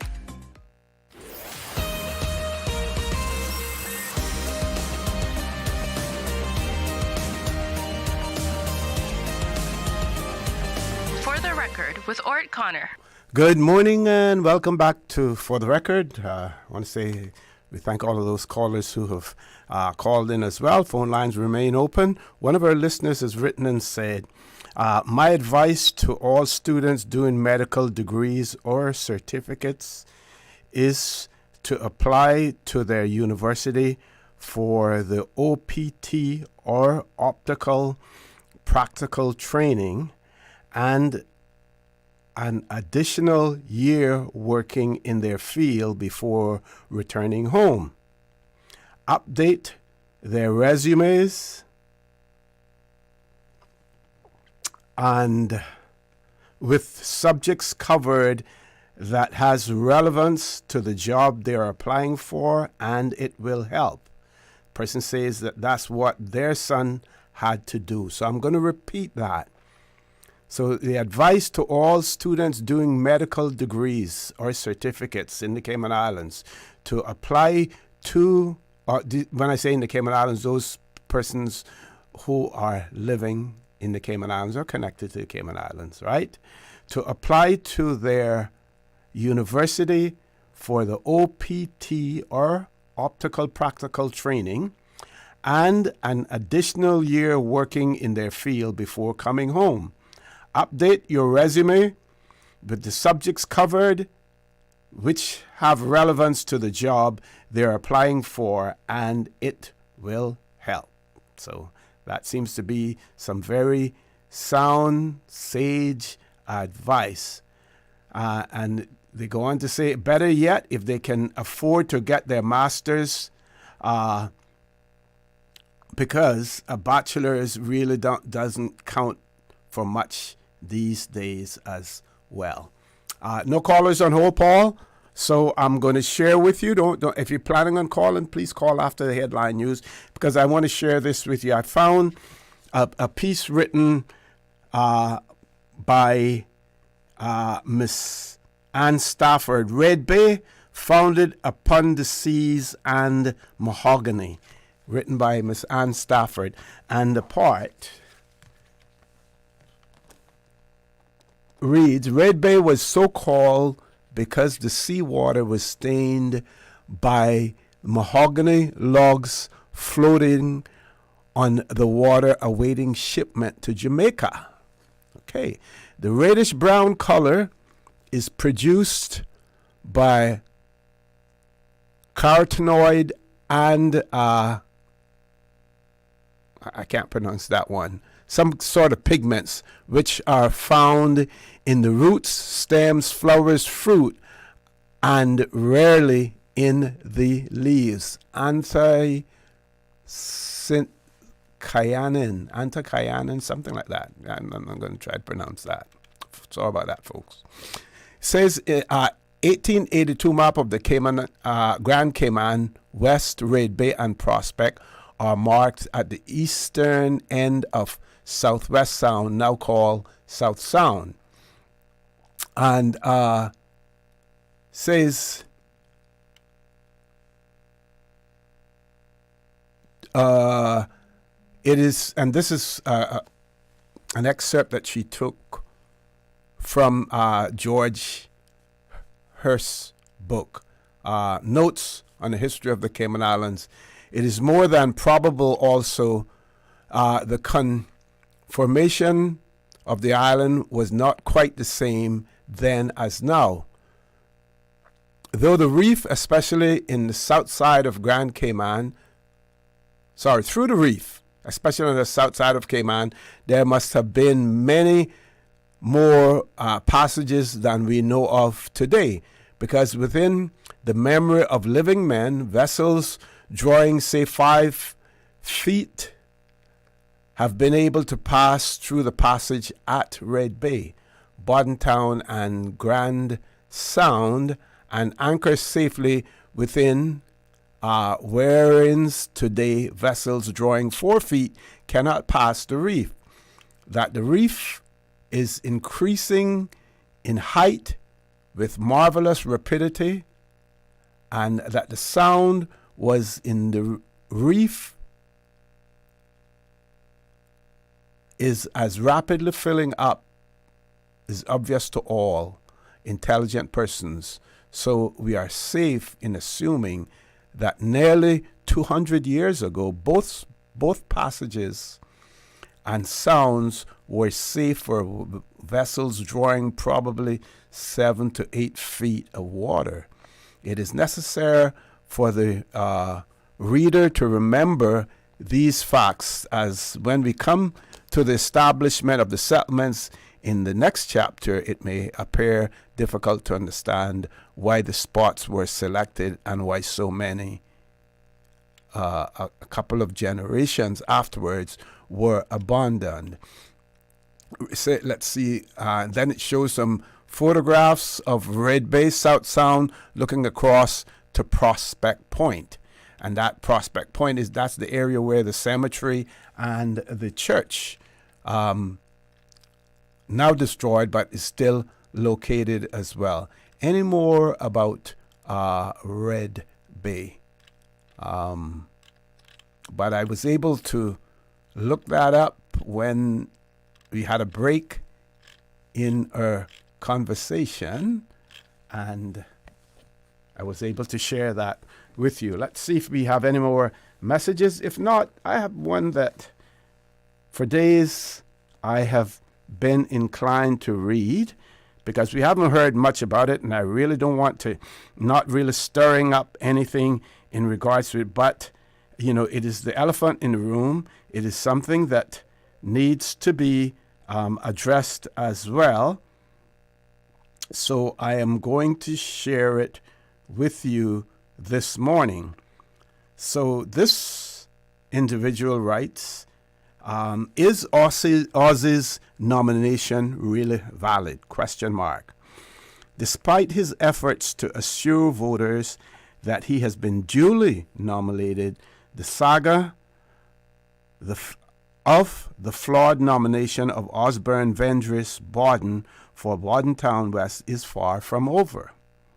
Following the issuance of a statement by the Elections Office on Saturday, the 22nd of March, with a caption that stated, and I quote, Osborne Borden remains candidate for Borden Town West, Ozzy issued his own statement claiming that, and I quote, the Elections Office has advised that my nomination is valid, and the Supervisor of Elections has issued a statement confirming that fact.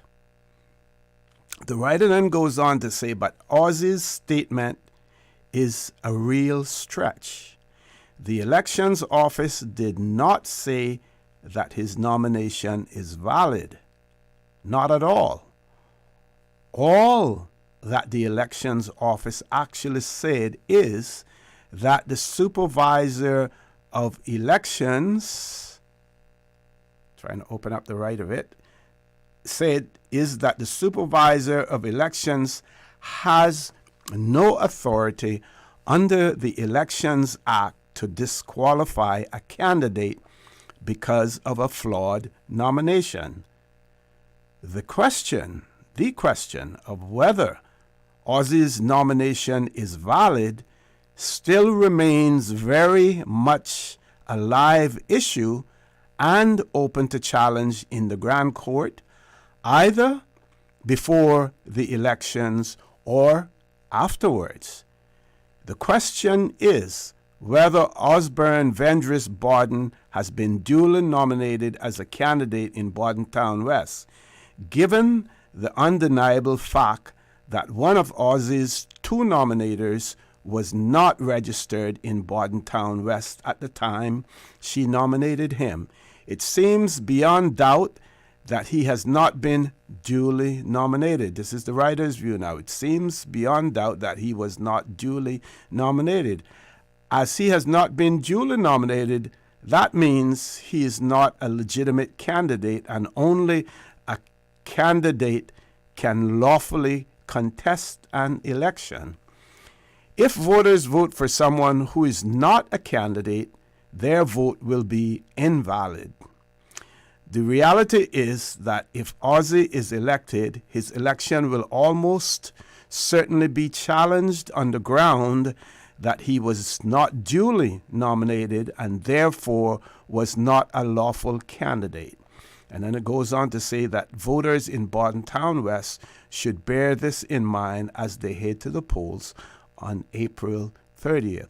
So that was pretty long, but the writer was expressing the fact that the elections, supervisor of elections under the law has no power whatsoever to declare a candidate I'm going to read it again the way that it was written. All that the Elections Office actually said is that the Supervisor of Elections has no authority under the Elections Act to disqualify a candidate because of a flawed nomination.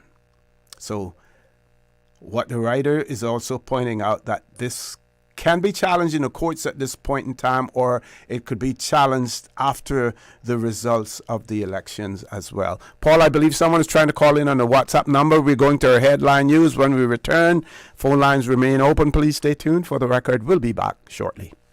If they are talking about us, living in your head rent-free all this time, we must be relevant. Radio Cayman since 1976. From Radio Cayman's newsroom, this is Headlines. Local, regional, international news. The Headline News is brought to you by Kirk Market and Health Services Authority. Radio Cayman will continue its live in-studio debates featuring the districts of East End and North Side candidates tonight from 7 p.m. to 10 p.m. Good morning, I'm Dion Anglin with your headlines and news elsewhere. When Marine Le Pen woke up this morning, she was considered high among the potential candidates for the next French president. By lunchtime, she was out of the running. Here's how it all fell apart for Le Pen. This morning, a judge handed down a guilty verdict in a trial that saw Le Pen and more than 20 others in the far-right National Rally Party accused of embezzling EU funds. The court found that RN had taken on EU parliamentary assistants in Brussels, but given them work for the RN party, still using EU funds to pay them. Shortly after the judge declared Le Pen guilty, she stormed out of the courtroom. With her absent from the courtroom, the judge sentenced Le Pen to an automatic 5-year ban from running for public office, which takes her out of the presidential race. That's a wrap of your headlines. I'm Dion Anglin. Radio Cayman. More news available at www.radiocayman.gov.ky. Check out our social media pages: Facebook, YouTube, X, formerly Twitter, Radio Cayman Headline News.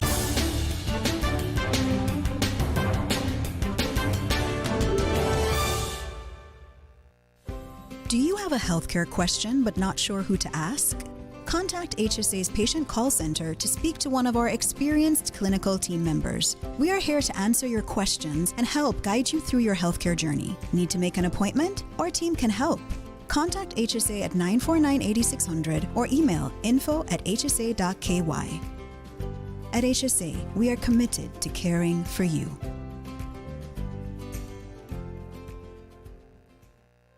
Looking for fresh, healthy food that's full of flavor? Then you've got to visit Kirk Market. Our dishes are made with fresh, high-quality ingredients. Enjoy vibrant mixed greens or satisfying pasta salads. Or try one of our delicious grill options like blackened chicken, spicy beef steak, or grilled salmon. Looking for something light and flavorful? We've got sushi rolls and poke bowls prepared daily. And don't forget to explore a hot bar or Billy Fresh salad at the salad bar. Stop by Kirk Market today for breakfast, lunch, or dinner and taste the difference. Eat well, live well with Kirk Market.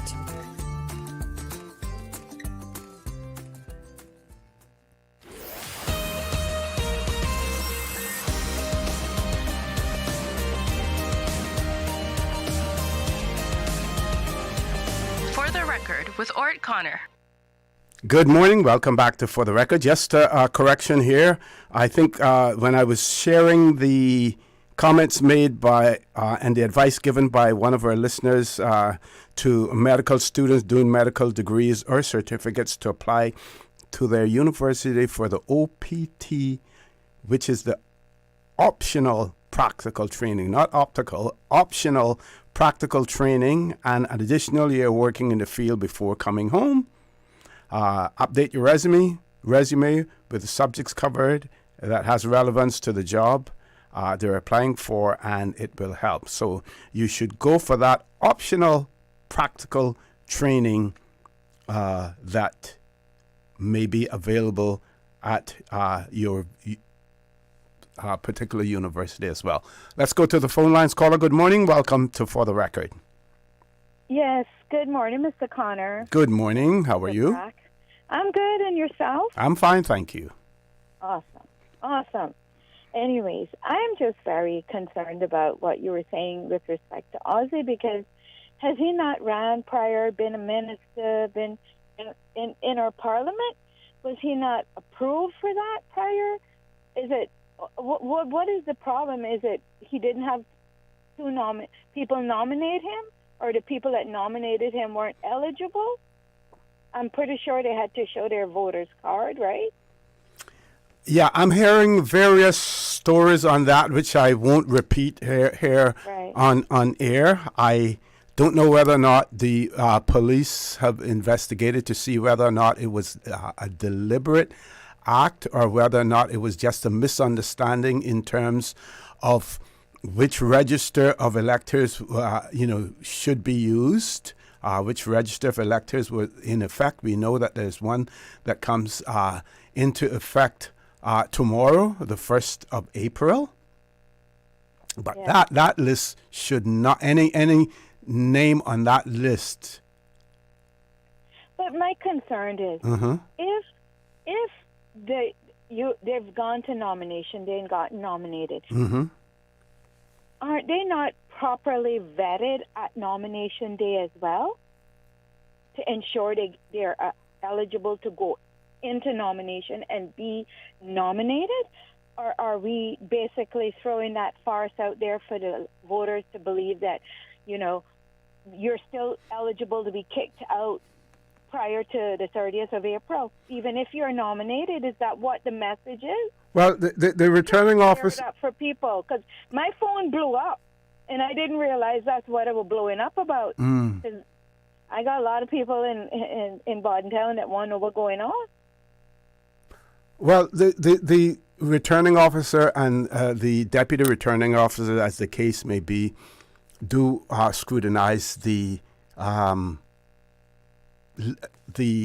application to ensure that everyone who is either being who's nominating, that the name appears on the register. Not sure what happened in this particular case, but when it was discovered, right, I would imagine it may have been too late at that point in time, to make any changes. Whether or not the ballot papers were already printed at that point in time, I don't know. But it is quite clear that the supervisor of elections under the Elections Act does not have the power to disqualify or someone at that stage. Okay. So that means we got a section of this elections law that we need to get fixed. Were we not aware of this prior? Or this is just something that jumped in our face now, and all of a sudden it got to be corrected? The thing is, Mr. Connor, what I don't understand is every 4 years we have elections. Mm-hmm. Are we not doing anything within the 4 years to see that we are going to be correct? We're going to fix what issues need to be fixed prior to the next election. Are we being that lazy or lackadaisical in the process to ensure that the voters are properly represented out here by the candidates who are nominated, and that all of the vetting that has been done prior to them being nominated, now when they come to nomination day, that they clear for nomination, that they go through to the next stage? Mm-hmm. I just don't understand it. And bring it up now. If there was any issues, wouldn't they have been addressed prior? Wouldn't candidates be given the opportunity to address whatever issues has arisen from nomination day before tomorrow, I think it is the 1st of April, to say, hey, we want you to get these things corrected so that your application, goes through and your final and everything else. But is that being done, or I don't get what's going on here. This is very confusing, and I'm sorry my phone is blowing up. You probably hear it going on over the air. Yeah. People want to know what's happening. They're thinking now that Aussie's getting kicked out of the election, and that is going to be a horrible situation for those voters in Bordentown. Well, it depends. I mean, one of the things that I believe that if it goes, through any legal process, right? If it goes through any legal process, questions would be asked, and this fact would be looked into. Had it been discovered, right? Had it been discovered earlier, could there have been corrective action to be taken? My understanding is that you had two persons nominating, and you had a person witnessing the nomination, witnessing the signature. I am made to understand that the person witnessing the signature was also a duly registered voter in the proper district. So it could have been the other way around, where the individual who nominated him and was deemed now not to be registered in that constituency could have been the witness, and the other person could have been the nominator. So the point I'm trying to make is, will the courts look at it and determine whether it had any significant impact on the nomination? Okay, so it has the severity of it. The parties that witnessed the nomination and the parties who nominated the Aussie for... They could have switched around and it would have been okay. But Isn't the policy or isn't it the requirement that you are a registered voter in the district that you're nominating the party for? Yes. That's very, very, very that's a lot of hypocrisy right there. Let me tell you why. Because you can nominate somebody to run in the district, like Cayman East. 2 registered voters in Cayman East. I'm just giving this as an example. Nominated an individual who's not registered in that district to run in that district. That shouldn't occur. You should be registered as well. If the people nominating you must be registered in the district you're running in, then you better be registered in that district too. Yeah. That should be where the disqualification comes. Well, we can change the, I guess if you got enough support for it, they can change the law and say, not only do you have to be a registered voter to nominate, but in order for you to be nominated, you have to be resident in that district too. Yeah. Resident or even registered. Well, if you're registered, you got to be resident. Exactly. So I don't see why that can't be done that way. We need to stop these people running over here, flying in, flying out, won't represent Cayman Hell no. Anyway, all right, Mr. Connor, okay. You have a good day. Thank you. So much. You do the same, my dear. I'll be able to go back to them and explain it a little more. Yes. Hopefully it doesn't get to this far, but we all want Ozzy, so we're okay with that. We're going to fight for him out here in the Brack, too. Yeah, Take care. I would say my argument is that if it goes to court, depending on what and I think this would be the Chief Justice, what the determination would be made whether or not how impactful the invalid nomination would be. Is there a situation where someone else could have nominated him and it would have been okay at the end of the day? I think that's what they're going to look at. Yeah, exactly. the severity of it. Yeah. Well, they need to fix the other hypocrisy side of it. If they're going to go after us with this, then they need to fix the fact that if you're not resident where you're running, you disqualified too. Well, it's up to the voter as well. You have several candidates to choose from, and you decide the qualities that you want to have. That candidate to have, including whether or not he lives in the district and feels what you feel in the district as well. Right. Just say, yeah. Exactly. All right, Mr. Connor. Okay, thank you. Thank you very much. You're welcome. Paul, let's take the commercial break. In the event that we have any callers on hold, we'll take them as soon as we return. Folks, please stay tuned for the record. We'll be back shortly.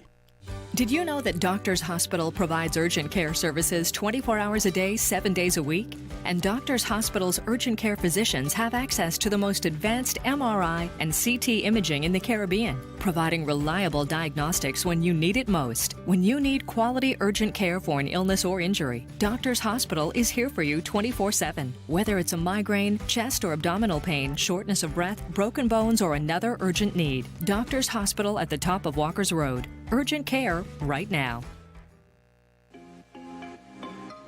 Cayman Brand Source Home Gallery is having an appliance inventory reduction sale with up to 50% off selected appliances and 25% off all kitchen packages until March 31st. Enjoy discounts on luxury brands like Foster, Milano, and more. Refrigerators, wine coolers, and barbecue grills are all discounted. All appliances are included in the sale. Don't miss out. Shop now at Brand Source Home Gallery, Dorsey Drive, Industrial Park, and save big before prices rise in April. Call 623-5000 for more details or visit us today and take advantage of these incredible deals. Act fast before the best items are gone. Brand Source Home Gallery, Dorsey Drive, Industrial Park. Call 623-5000.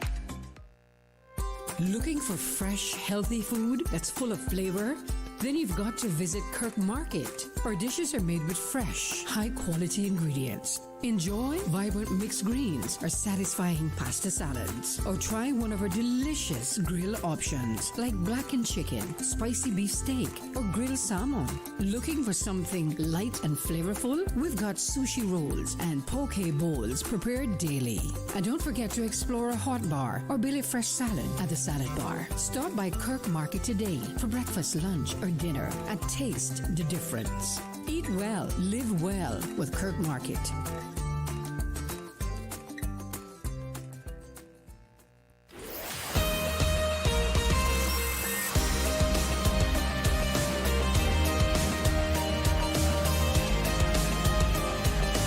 the Record with Orrett Connor.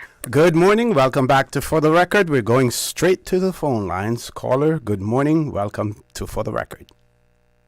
Good morning, Mr. Connor. Good morning, ma'am. How are you? Oh, I'm grateful. And you? I'm fine, thank you. Good. Still got that pep in your step. You know, Mr. Connor, first of all, let me say that I had this question for like 2 weeks to ask, and I didn't get a chance to. And it so happens now this morning, this thing has come up. And before I ask my question, I want to say my question has nothing to do with the situation in Bordentown West or any candidate in Bordentown West. Mm-hmm. It's a similar question, but as you were, I figured you could answer it since you used to be, am I correct, a deputy supervisor, supervisor of elections? Okay, for many years. My question is about people who have changed where they're registered to vote because they prefer to vote for a particular candidate that's outside of even the district, not just constituency, but even outside of the district that they live and reside in. And I know that going as far back as 2017, some of these people, it was reported to the elections office, and their story was that the deadline had passed. Mm-hmm. Now, they had that knowledge since 2017. So my question is, even if the deadline had passed, right, at that time, you were aware of it, and why has nothing been done about it? Because until now, in 2025, these people are still on the list, registered to vote where they want to vote, and not where they should be voting. So why? My question is, why hasn't the elections office not addressed this? Okay, and someone could ask similarly, why haven't the persons who know about this registered an objection during the claims and objection period? Well, in the like I said, my question is, or my point is, when it was picked up on, and it was raised with the elections office, they said, that I guess there's a deadline to, submit challenges in situations like this. They said that deadline had passed. But we're talking about an 8-year period now. Yeah. Actually, it doesn't even have to go 8 years. It's every quarter. I'm saying they knew 8 years ago, 2017, unless my math is wrong also. And that list still exists as it was in 2017.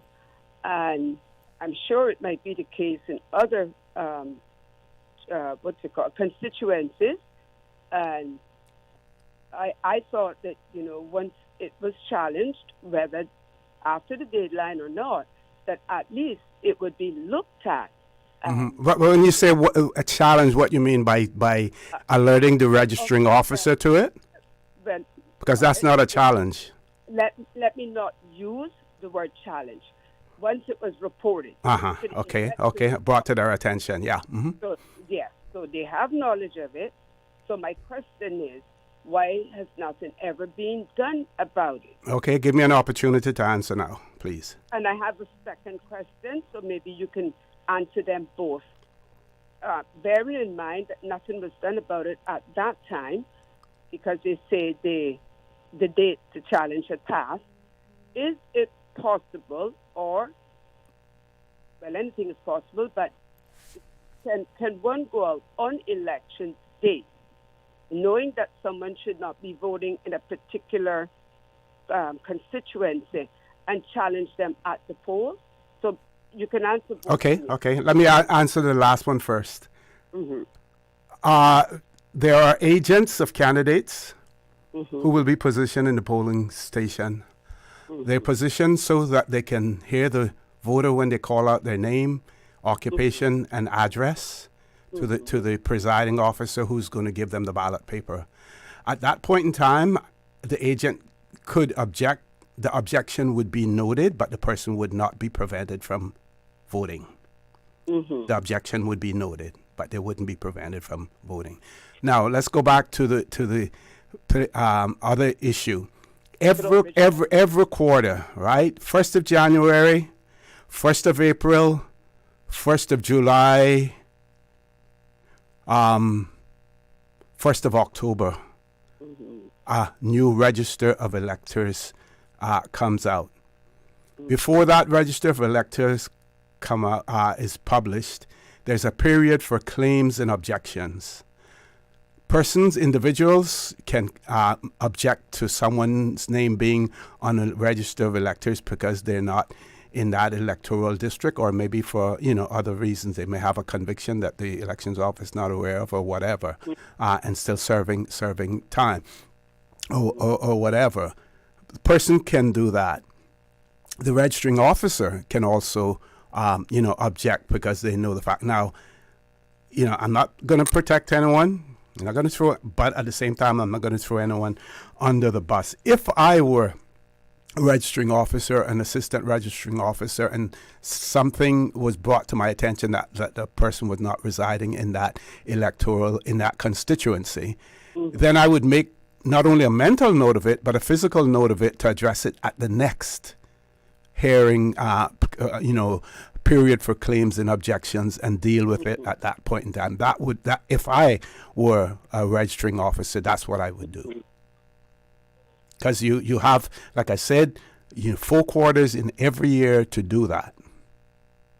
Okay, so my question still has not been answered to my satisfaction, because what I really want to know is, perhaps let me rearrange my question, bearing in mind that when the information was brought to the elections office, they said the deadline has passed. So they are in receipt of that information. So does the elections office or the supervisor and his deputy are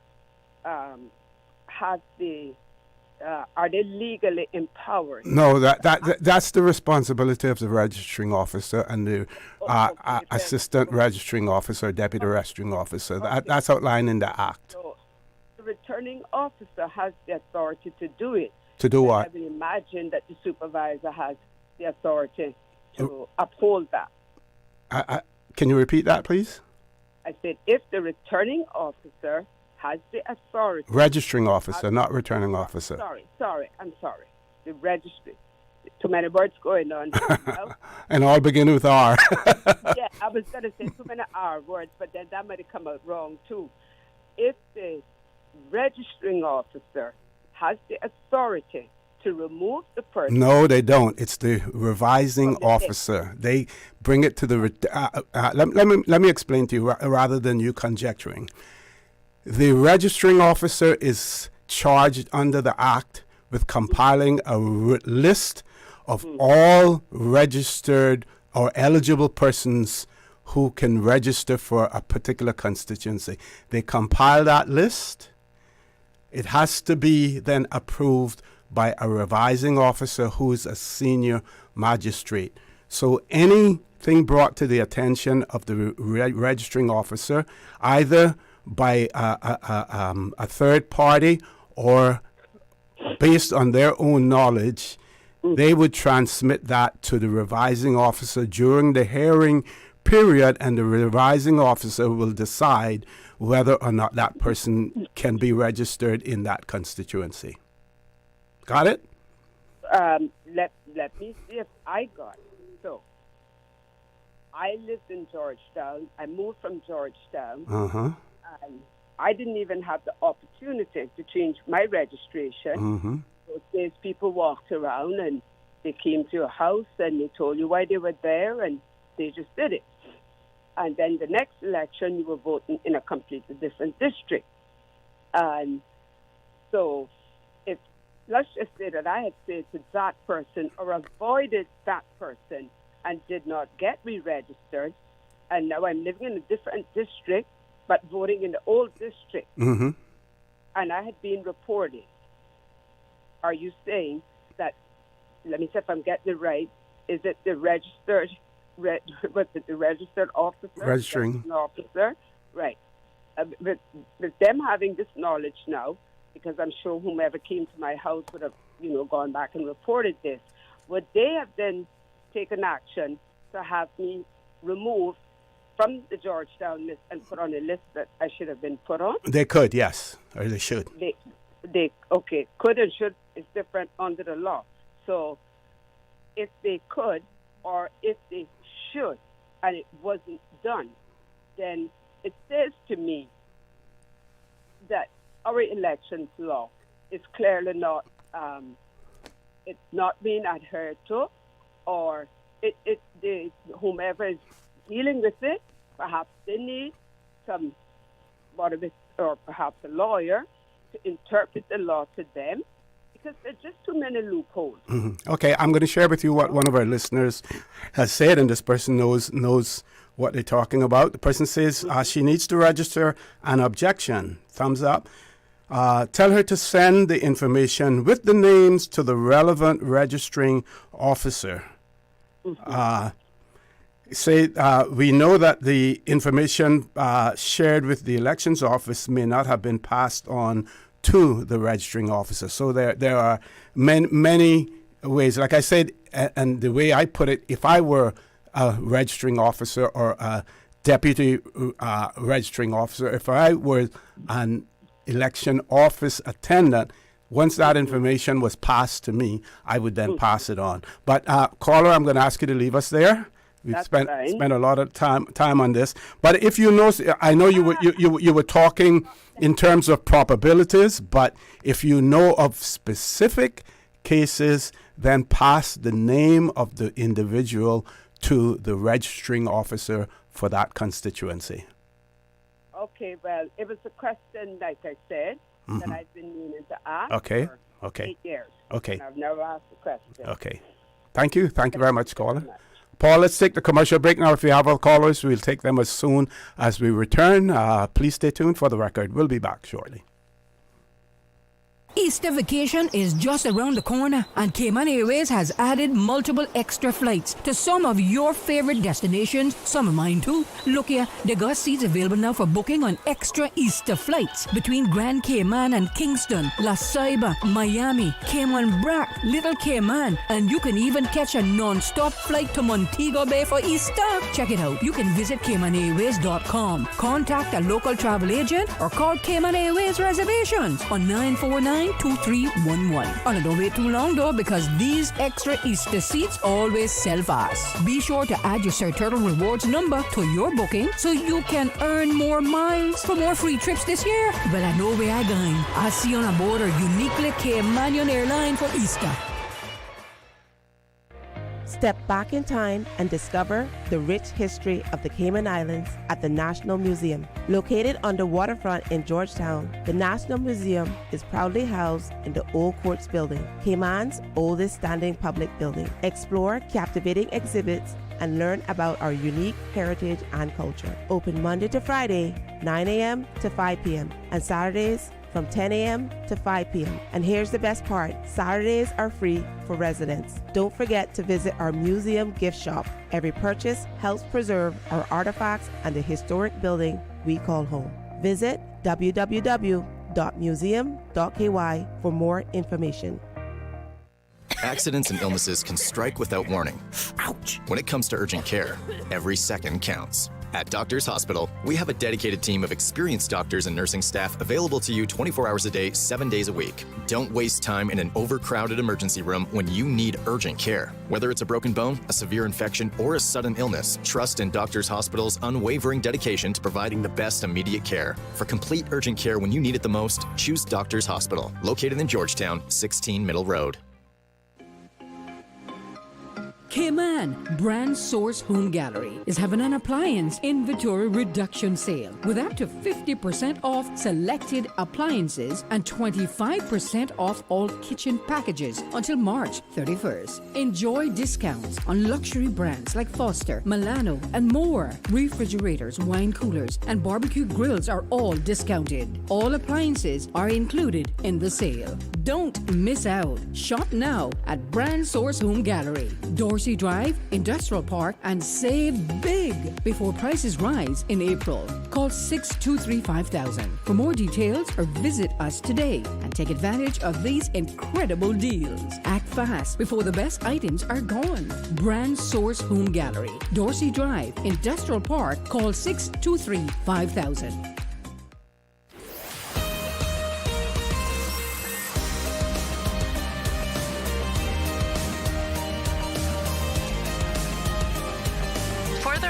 With Orrett Connor. Good morning. Welcome back to For the Record. We're going straight to the phone lines. Caller, good morning. Welcome. Morning, O.C. Hey, morning. How are you? I'm good, man. O.C., my understanding with the thing in Barton Town is one of the person that's went to nominate the candidate, they was being transferred to that part of the voting area, right? Right. Where ours was. But apparently, the name wasn't transferred to the list yet. Well, the list hadn't come into effect yet. Yeah, okay. But now listen to me.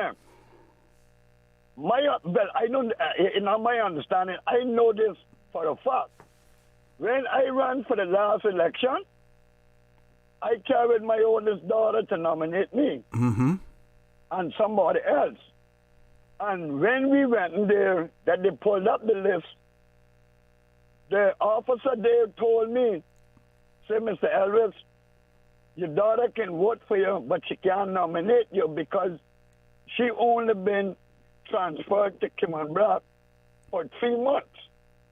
And she explained to me for somebody to nominate, if she wanted to nominate, for her to be eligible to nominate me, she would have to be living in Cayman Rock, registered here for 1 year. That's incorrect. That's incorrect. Well, I can, my brother, I can tell you, Nicole Brown and Angela Sullivan, my oldest daughter. My daughter was on the list, and the officer there, I think, as far as I know, it was Mr. Whaler and somebody over there, and they told me my daughter could vote for me, but she could not nominate me. We left, because I went early, we left, and I went and I found candidate Douglas, an ex-fireman, retired. And me and him and Nicole went back and they nominated me. For sure, I was nominated because I ran in the election, and for sure, I can guarantee you, my brother, that that's what happened to me. Now, I don't know if they didn't know the law or what went down, but they told me straight. She had to be on the list in Cayman Rock for 1 year prior to the election. Okay. Let me explain to you something, sir. Okay. A new register of electors comes into effect on the 1st of January, 1st of April, 1st of July, and the 1st of October. So, for example, January the 1st, 2025, we had a list that was in effect. That's the list that is the official register of electors straight up until tomorrow when a new register of electors comes into effect.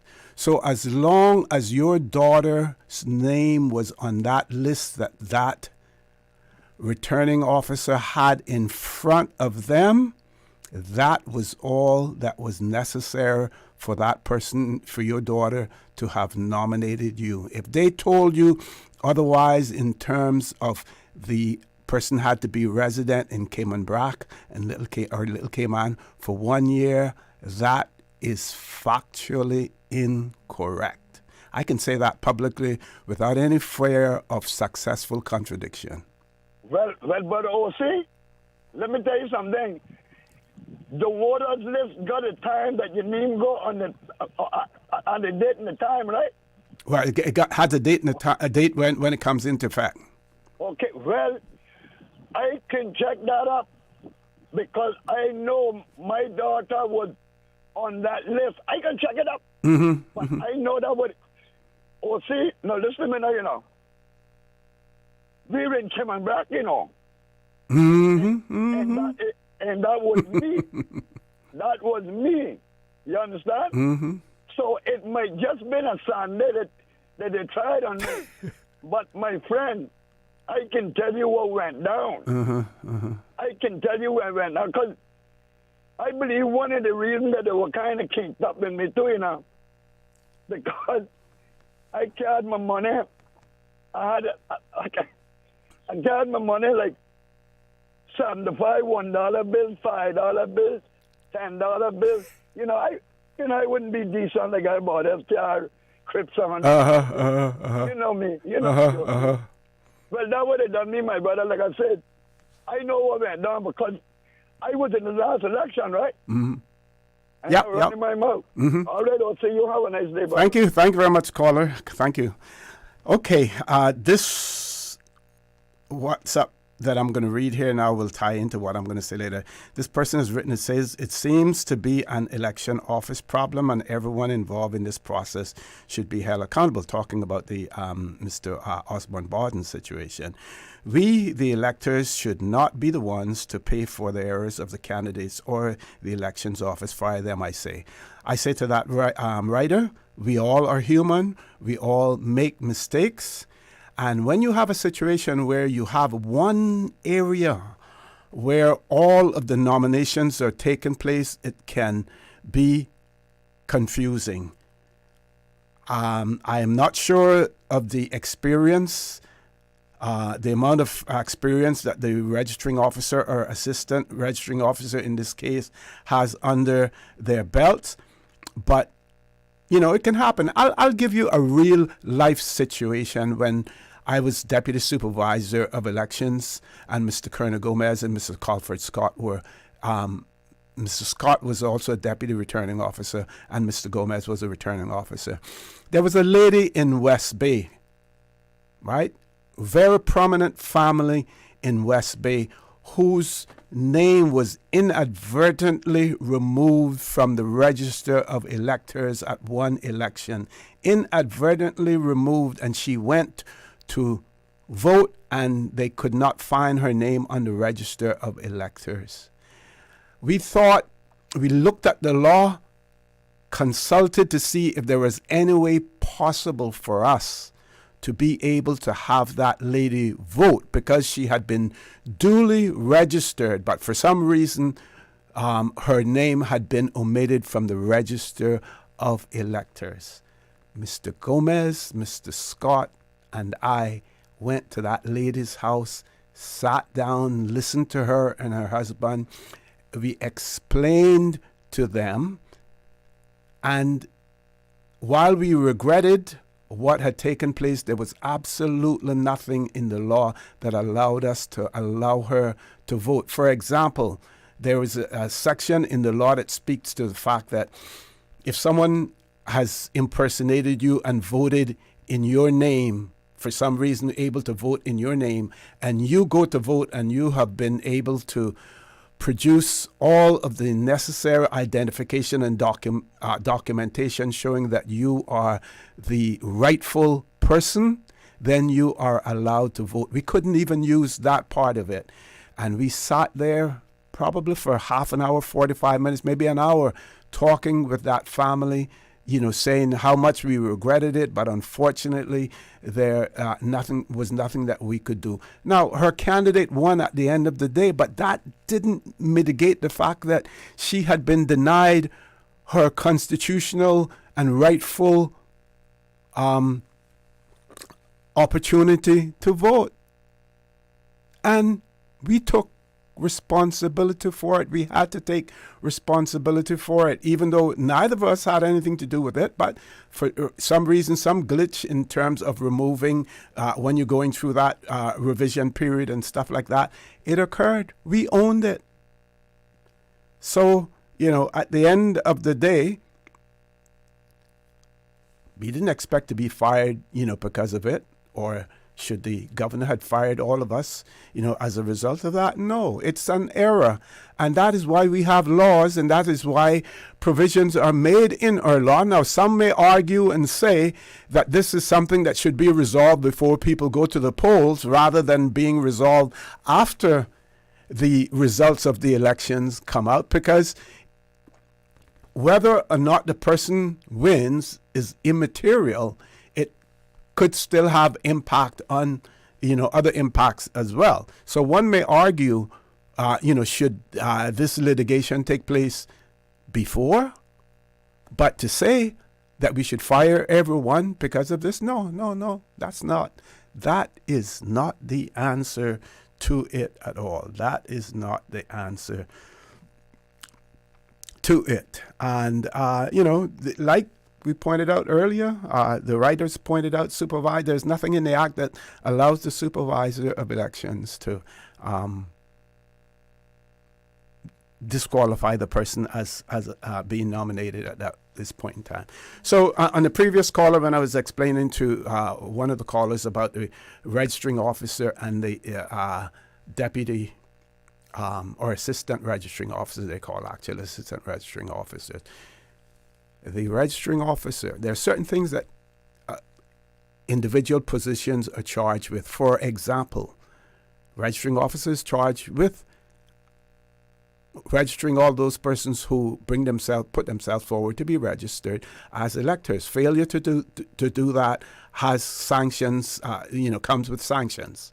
Failure to do that, deliberate, and if a person deliberately does that. On election day, and this is during our training sessions, one of the things that I pointed out to our returning officers and deputy returning officers, on election day, that constituency which you're in charge for, you are the person who is in charge of that, no one else. Supervisor of election has overall responsibility, but you are in charge of that. So if people are breaching the 300-foot demarcation line and all of those things, you as the returning officer, you have control over all of that. So different responsibilities are assigned to different individuals as well. Paul, do we have a caller? Any caller? No caller? Okay. So again, but bear in mind now, and this is what I want to remind you about. Tomorrow, the 1st of April, the official register of electors comes into effect. That is the one that runs from April until 1st of April until the 1st of July. Elections take place on the 30th of April. That is the list that comes into effect.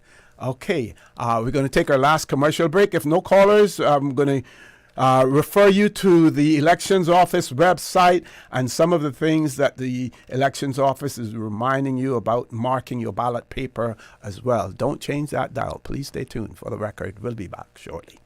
She hear clunk and her car stop. I was just about to send her some money, so I send it straight to her JN Money transfer card. It cost me less, and perhaps she use the card, pay the garage right away. She'll get discount through the JN Rewards program in Jamaica. This card make things easy. You can even get funds at any multi-link ATM. JN Money Transfer Card. Fast, affordable, convenient. Tell your loved ones in Jamaica about it. Sign up is free. My Mom's a superhero. She always knows what to do when I feel icky. Yesterday, we went to West Bay Pharmacy, and they had everything she needed. Medicine, my favorite Band-Aids with dinosaurs, and even flavored vitamins. Mom says they keep our family healthy. I think they're magic. Don't tell anyone.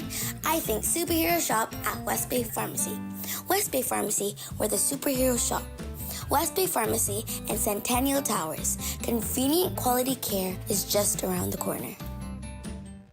Did you know that Doctors Hospital provides urgent care services 24 hours a day, 7 days a week? And Doctors Hospital's urgent care physicians have access to the most advanced MRI and CT imaging in the Caribbean, providing reliable diagnostics when you need it most. When you need quality urgent care for an illness or injury, Doctors Hospital is here for you 24/7. Whether it's a migraine, chest or abdominal pain, shortness of breath, broken bones, or another urgent need, Doctors Hospital at the top of Walker's Road. Urgent care right now.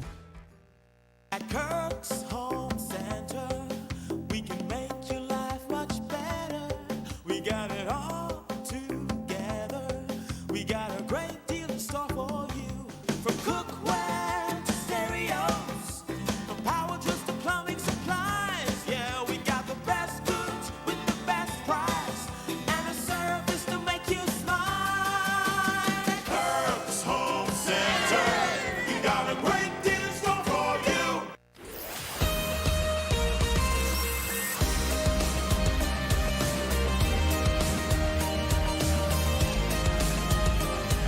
For the Record with Orrett Connor. Good morning and welcome back to For the Record. We're on the last leg of the show this morning. I'm going to share with you some more comments that we have received from our listeners. This person says, good morning, OC. This controversy, whichever way you want to pronounce it, with Ozzy, in my opinion, is the fault of the returning officer. And it certainly won't be fair to the voters of Bordentown West to be disenfranchised. And I want to point out, I live in Bordentown West as well, so I would be affected by any decision made also. This other person has written and said, elections issues, in my opinion, only the current issues we are having is due to the one man, one vote system. This system has not only divided us too finely, but it is now showing its cracks and being most unsuited for the Cayman Islands. And I will say that I totally disagree with the point about one person, one vote having anything to do with this. And one person, one vote is an internationally recognized standard. No individual in the Cayman Islands should have more votes than any other person. You can have more money. You can have more property. But you shouldn't have any more vote than anyone else. A voter in Georgetown shouldn't have any more vote, a larger vote than one in Bordentown, West Bay, or the other districts as well. So I disagree with that. And I would advise people to really, really understand what one person, one vote means. There are other options. We have heard people talk about the voting system and at-large voting, as well. There's even a more complicated one than that, which is called proportional representation as well. If you have to get into that one, and you have to figure out, and that's more geared towards party politics, as well.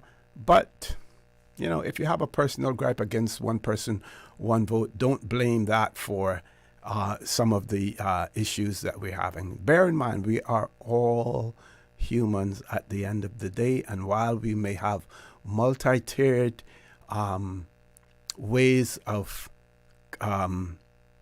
confirming things and reviewing things, it all happens at the end of the day. One person, I believe, I'm trying to find that WhatsApp message that spoke about the fact that there were so many people in one of the halls where people, registration was going on and everything else. I believe,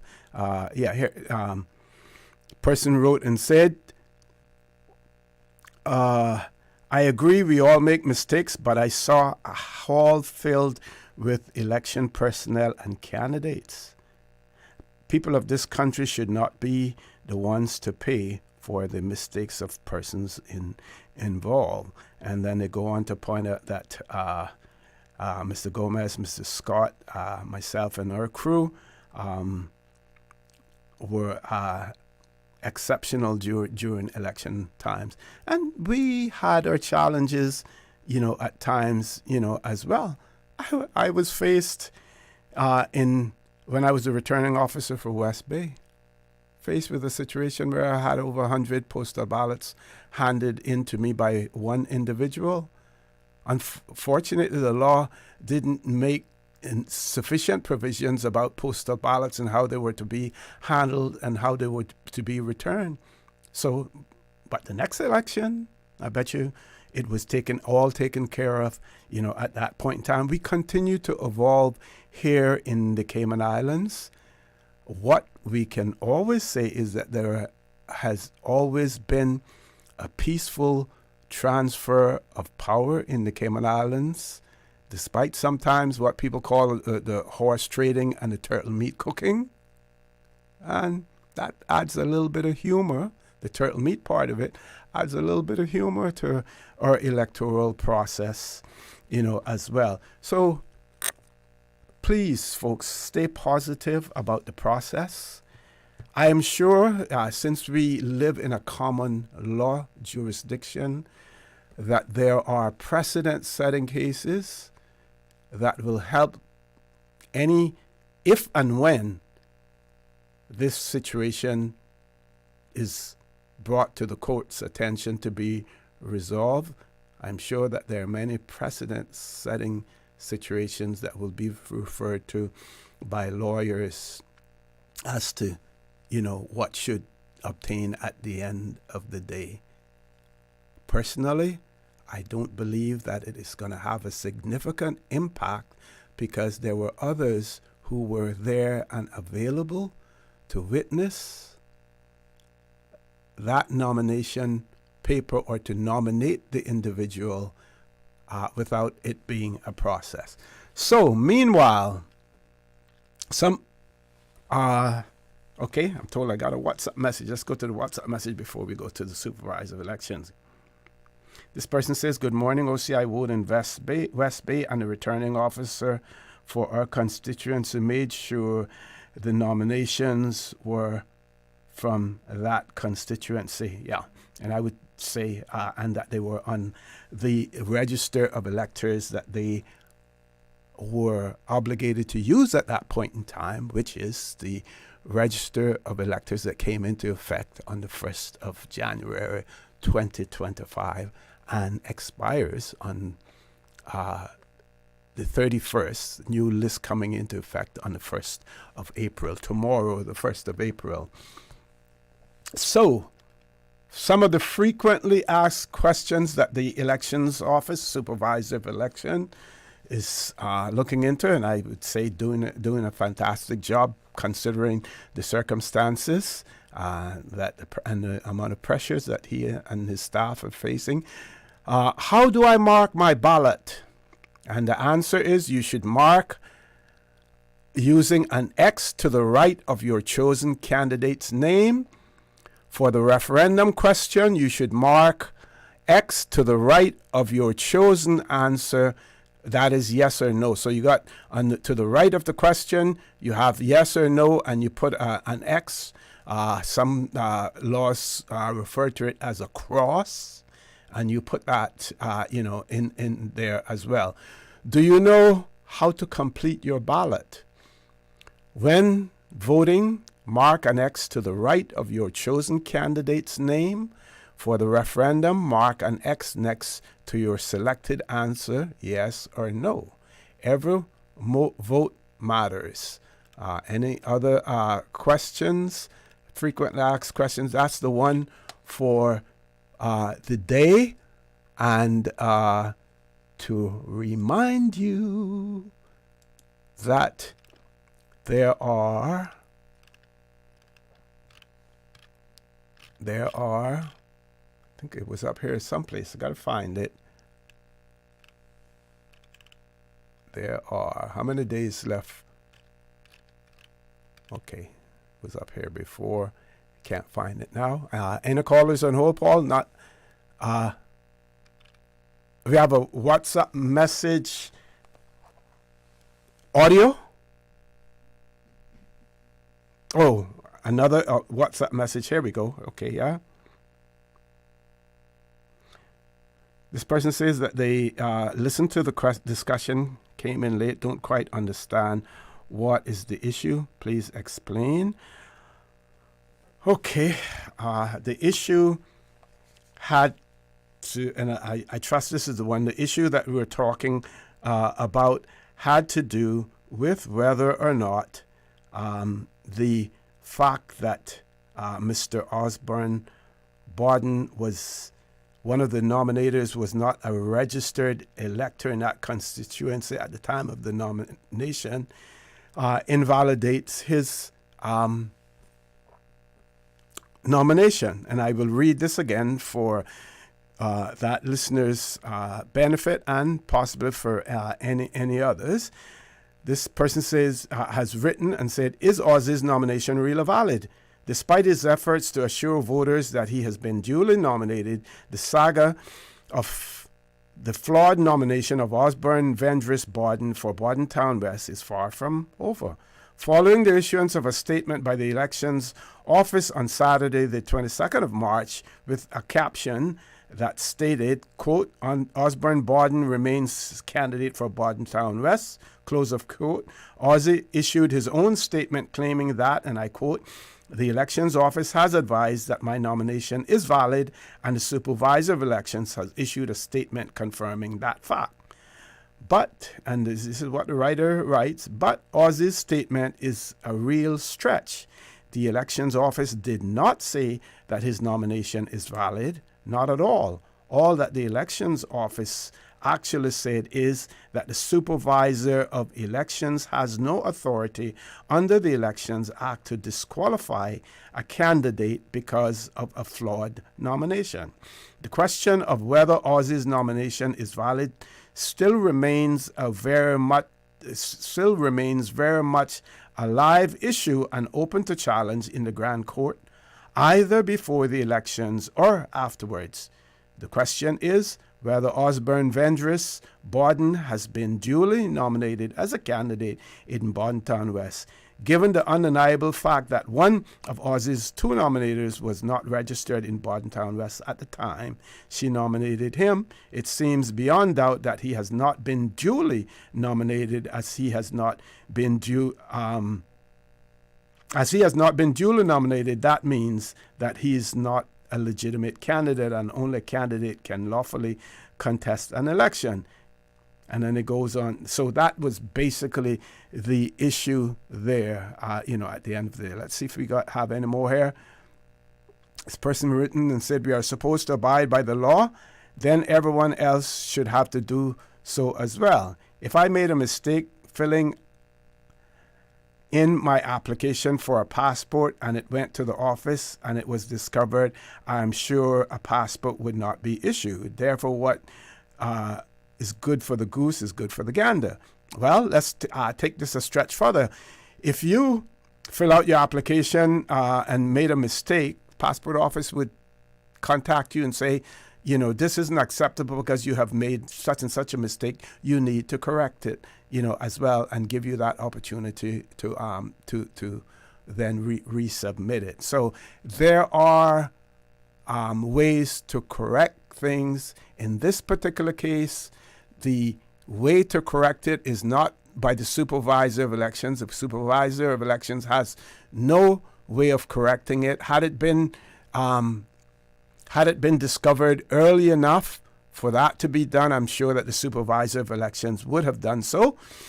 So it is now up to the courts if, and I say if, a challenge is registered in relation to the nomination. Folks, we've reached that time of the day, top of the hour. I'm told we have one more WhatsApp. Let's take a look and see what that one says, as well. Says,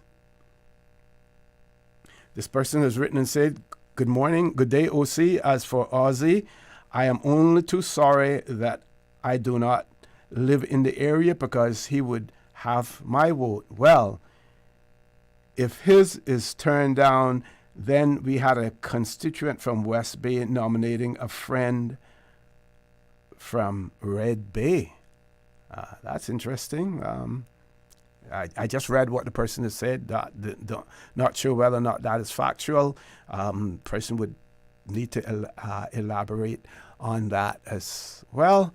With that, top of the hour, I want to thank all of those who participated in the discussion this morning, either by calling in or by sending WhatsApp messages as well. I want to remind you that we are our brothers and our sisters keepers. There is always someone out there who's less fortunate than we are, and I ask you to extend a helping hand to them. If you can't do that, then I suggest you donate to a worthy charity, because we always want to consider those who need, not necessarily those who want or even those who crave. So have a great day. Continue to support your radio station, Radio Cayman. Join the guest host for Talk Today at 12:15. And as usual, we ask the good Lord to bless these three beautiful, wonderful Cayman Islands. For the record, proudly brought to you by Brand Source Home Gallery, inspiring luxury, and JN Money. From abroad to yard. Fast, affordable, convenient. Doctors Hospital. Peace of mind is important when life happens. Doctors Hospital, always there for you. Call 949-6066. And Cayman Airways. Call them on 949-2311 to book your nonstop flights to Los Angeles and Panama. And Kirk Market. Experience a world of choice. And the Cayman Islands National Museum. Explore captivating exhibits and learn about our unique heritage.